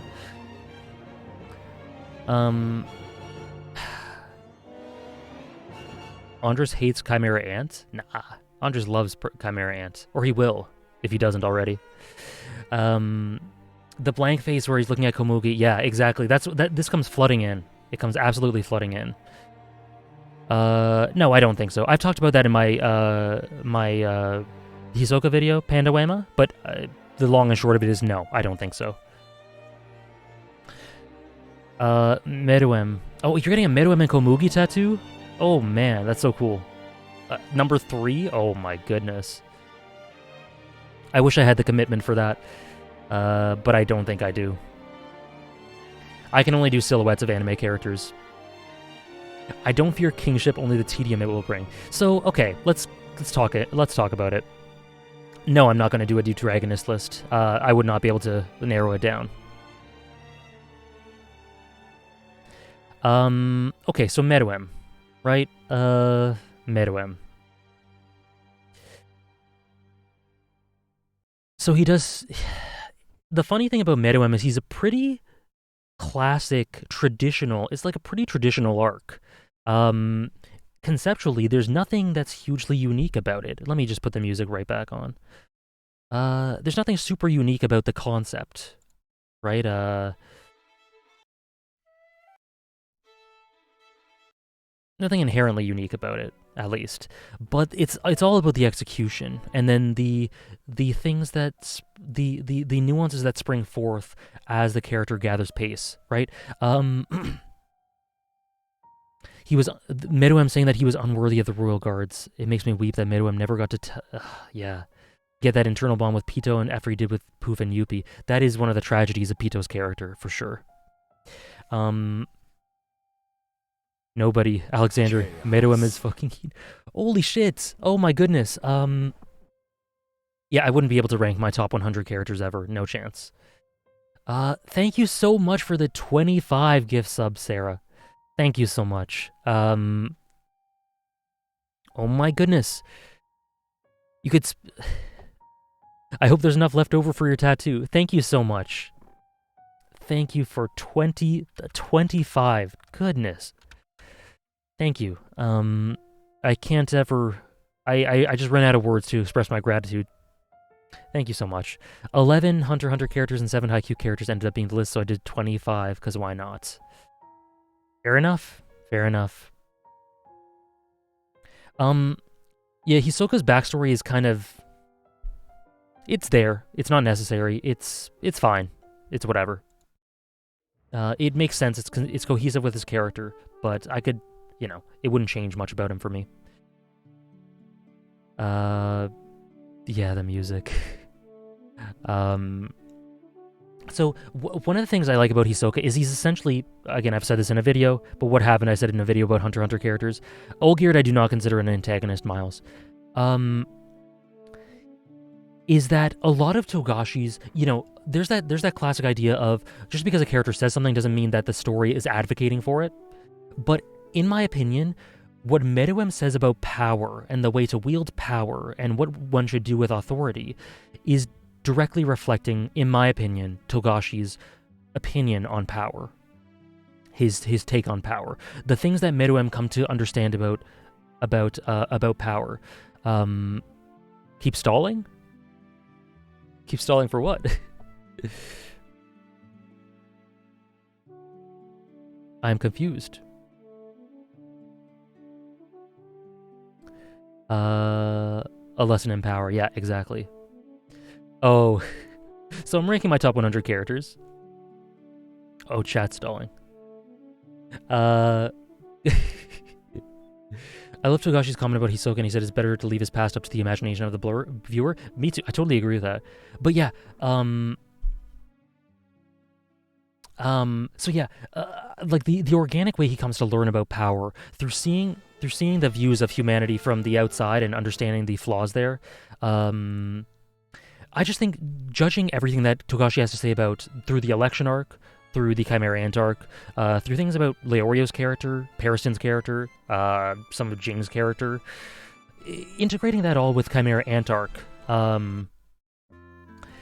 makes me think that his take on power is pretty one-to-one with Meruem's, if I had to make a guess.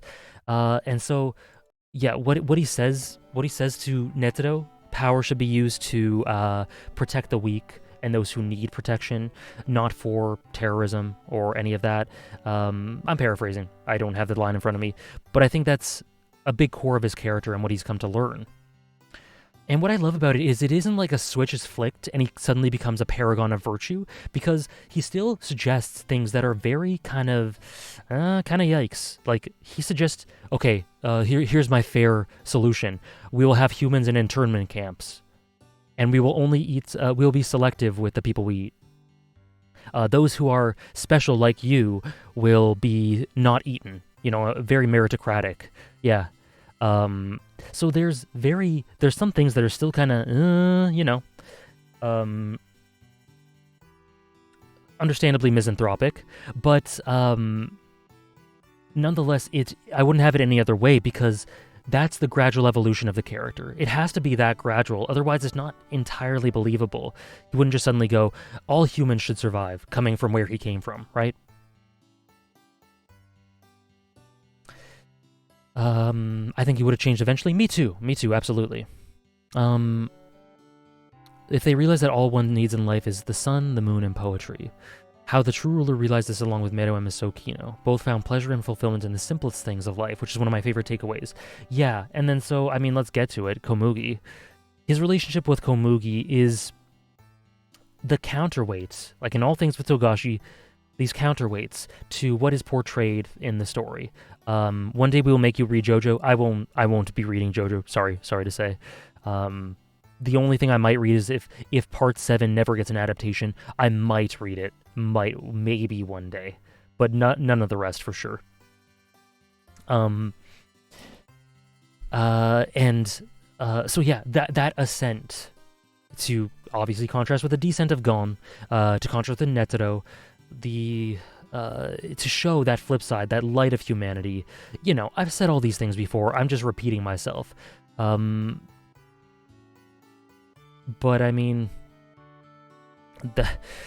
all these things that I've repeated before are what it comes down to. It's one of the most believable, gradual, beautiful ascents in a character arc that I've ever seen. And then it ends with the waterworks, of course, beautifully presented in the manga and the anime. Okay, thank you, Sarah. So Kenshoro's sub towards Megalobox, I did not put it towards that. Let me quickly put that. And you're putting all of them towards the Berserk reread. Okay. So let me just do that. Thank you. Chat was popping off. I didn't miss it, and I was talking about Meruem. So 25 subs towards Berserk reread. I don't know the math on that, but I will soon.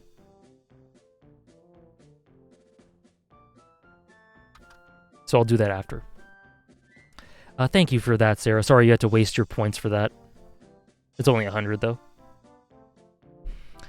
Meruem and Komugi's dynamic is the perfect counterweight to the dark nature of Chimera Ant. Yeah, absolutely. Other characters do that as well, like Ikalgo, Knuckle, Killua in certain ways.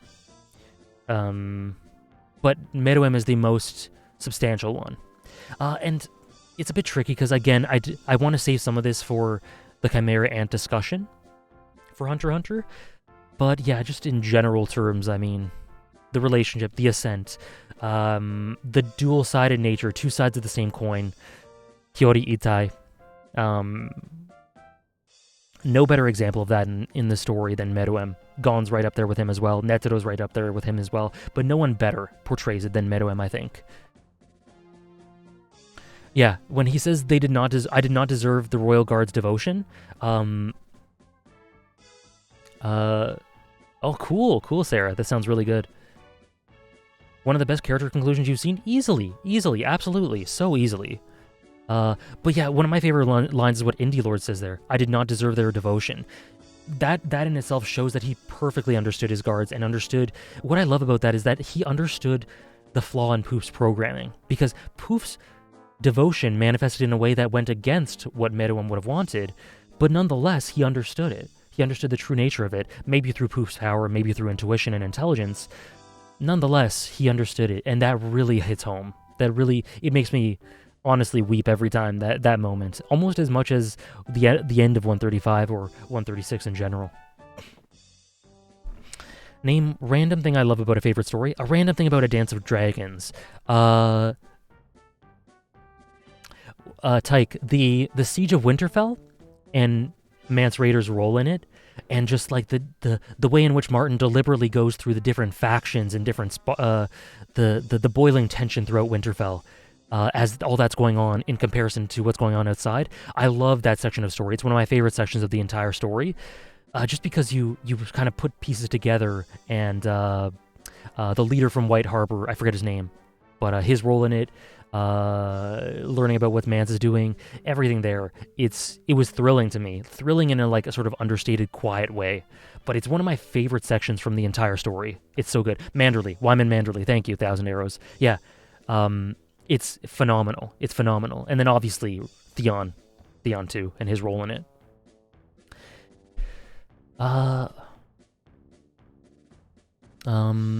Gon's descent into darkness and cruelty parallels Meruem's ascent into light and compassion. Yeah, totally. Loyalty, not devotion. I would disagree. I think it's both. There's your Hunter arcs rank. I have not. I'm currently rewatching the series. I'll rank it definitively after, and I'll do that at the end of our discussion stream series for the Hunter series. But yeah, so we'll rank the arcs after, and the characters. A way to sum up Meruem and Komugi's relationship is yeah, Dragonite. Kilo is my favorite in Hunter x Hunter, but Meruem is the only one that rivals him for that spot. I can't believe what Togashi achieved with him. Just one arc, and he wasn't even in the beginning of said arc. Yeah, he got introduced almost 20 episodes, if we're talking about the anime, 20 episodes into the damn series. Into the damn arc. But yeah, my favorite line would probably have to be "I was born for this moment," just like Polychord says there. How humans cannot derive fulfillment from their nature or truly and fully manifest their dreams, leaving them in the middle. Meruem, as the peak of evolution and the one who achieves the highest degree of otherworldly power, chooses to die for a grander ideal. He represents the idea that evolution is slowly but surely progressing to a state that would allow us to actually realize the deeper parts of ourselves.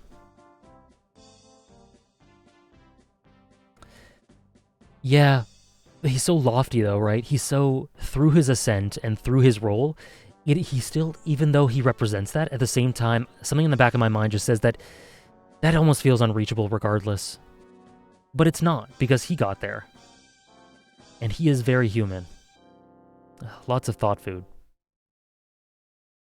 Are you going to read post-anime after watching? Yes, an inherent part of, a very key part of this stream series for the Hunter x Hunter discussions will be post-anime stuff.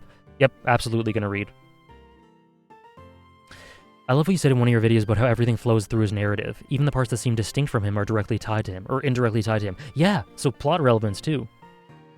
I was born for this moment, the manga panel. That's what I'm getting tattooed next. Awesome. Awesome. That is so cool. Komugi, are you still there? Who do you prefer, Jaime Lannister or Meruem? So when comparing across lists like that, except for characters that are not in their same series, I'm going to have to just tell you, it's a secret. It's a secret. I gotta keep an aura of mystery around myself a little bit, huh? What's the fun in knowing absolutely everything about my character preferences? How's it going, Mayuk? It's a secret. Not that he doesn't know. Yeah, I do know. As much as it pains me to put one of those ahead of the other, I do know. Is Seryednik on this list? Yes, he is between 60 and 70, if I remember correctly.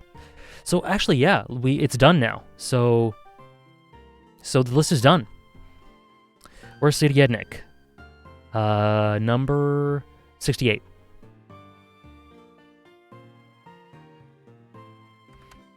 Here we go. Chaos. Oh, damn. When do you think we will get the Arcane stream? I don't know. That'll be shorter than the Haikyuu and Hunter x Hunter ones. Maybe I'll do it in between them. We'll see.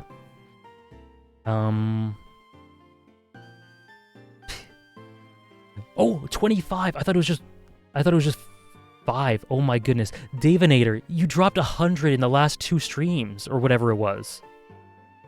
So wait, what's the Hunter x Hunter ranking based on this list? Medawem, Shiapoof. I mean, it's on this list. That's Medawem, Shiapoof. Hold on, let me say thank you in a second. Medawem, Shiapoof, Crollo, Pariston. Medawem, Shiapoof, Crollo, Hisoka, Pariston, Pito. Well, the Phantom Troop as an entity, if that counts. Then Pito, Ilumi,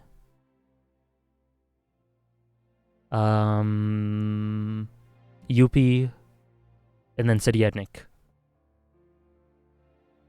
I have not finished Dark. I've watched 3 episodes. Okay, so 25 subs. Holy shit, Davinator. Thank you so much. Thank you so much. How high of a ceiling do you think Sediednik has? Medawem level ceiling, to be honest. Thank you so much. No love for Genthru? How dare you say that after I made a video series dedicated to Genthru? Take that back. That's blasphemy. Thank you so much. Thank you so much. Again, that was tongue-in-cheek if you couldn't read the tone. Thank you so much, Davinator. I really am honestly not worthy of this sort of support from these 25 bombs, these 75 bombs. I don't know what to say. Thank you so much. And I'm so glad that you like the content enough to support it. If you could let me know what that goes towards, I will add it after the stream is done. Thank you, Dawn Enjoyer. I think we're missing some parts. Video series for what? Sorry, Andres, I'm not sure what you mean. Is Genthru an honorable mention, actually? He probably would be an honorable mention. Probably. Drops it. No. Don't drop 75. Don't drop 75 more. Don't do it. Don't do it. Just tell me what you want these 25 to go. Value your paycheck. Just tell me where you want these 25 to go and then just run. And then just run away. I'm about to end stream anyway. There's no more room.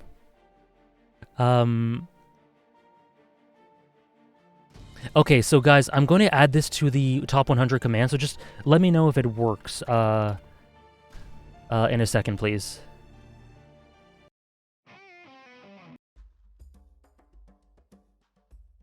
I haven't done it yet.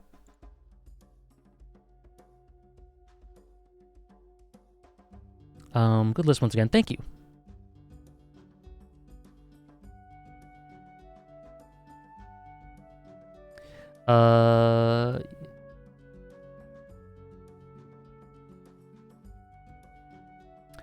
Okay, let's see. Custom, top 100. Here we go. And then...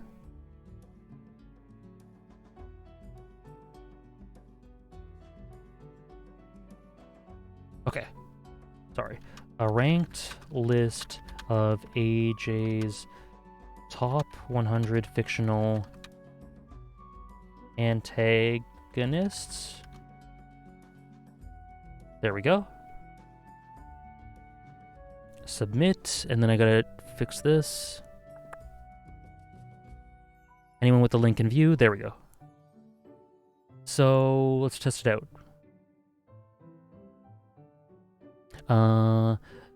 Fata Morgana. Ooh, okay, you've almost completely finished it then. Okay, cool. Thank you, Davinator. Thank you again so much. Thank you so much. Yeah, it's almost at 100 after that. Cool. So I'll have to record that soon. So plus 25. Oops. Oh, that's a great quote, Jotaro. But because I want to see it too. That's a wonderful quote. Thank you for sharing that. If the Fata video isn't complete, it's not quite complete, but it's very close to it. Okay, it works. Perfect. So you guys should be able to see this. Are you here? Yeah, perfect. Great. Did that make you tear up? In the story, absolutely. Okay, so yeah, guys, I think that'll do it for today's stream. Thank you for sticking with me through all these ranked lists, all of them. This is the last one for now, but maybe down the line enough will change so that I can update them, because these series are tons of fun. I always love doing them. And then this is as of April 15th, 2022. And then, so with regards to the schedule, today was a special day. I don't usually stream on Fridays. Sunday, we'll be reacting to Kaguya-sama and Spy Family, just like always. A quick hour and a half stream there as we react to those seasonals. Monday, we'll be continuing the Ace Attorney playthrough. Tons of fun. Love that game so far. It's so much fun. And then Wednesday, we'll be doing part 2 of our Hunter x Hunter discussion stream series. So lots to look forward to. Glad you guys have enjoyed these lists. Glad you guys have enjoyed them. No worries, Wolfman. No worries, Sebastian. I've had so much fun, and half the fun of this is the interaction with the chat, with you guys betting, with you guys guessing, and the energy has been so wholesome. The energy has been so good. Ace Attorney's so good, Andres. No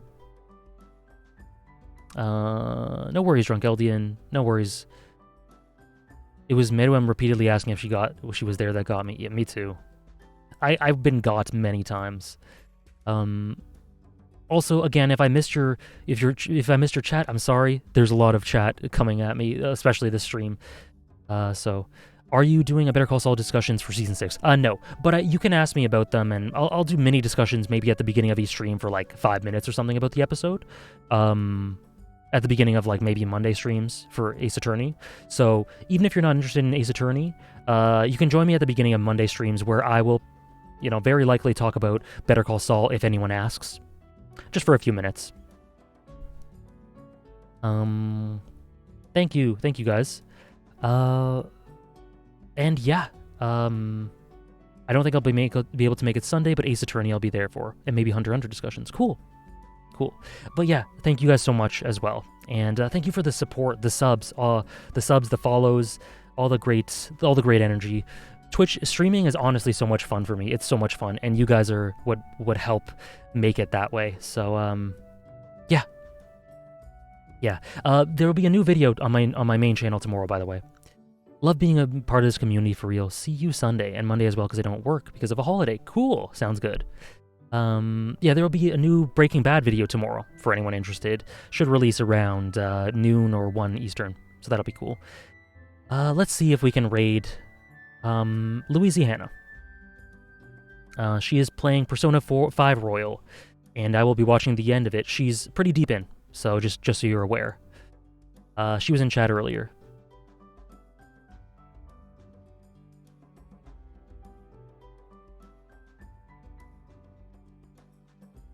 And then, yeah, many thanks for watching, guys. It's been so much fun. See some of you Sunday, or Monday, or Wednesday, or whenever. And yeah, many thanks.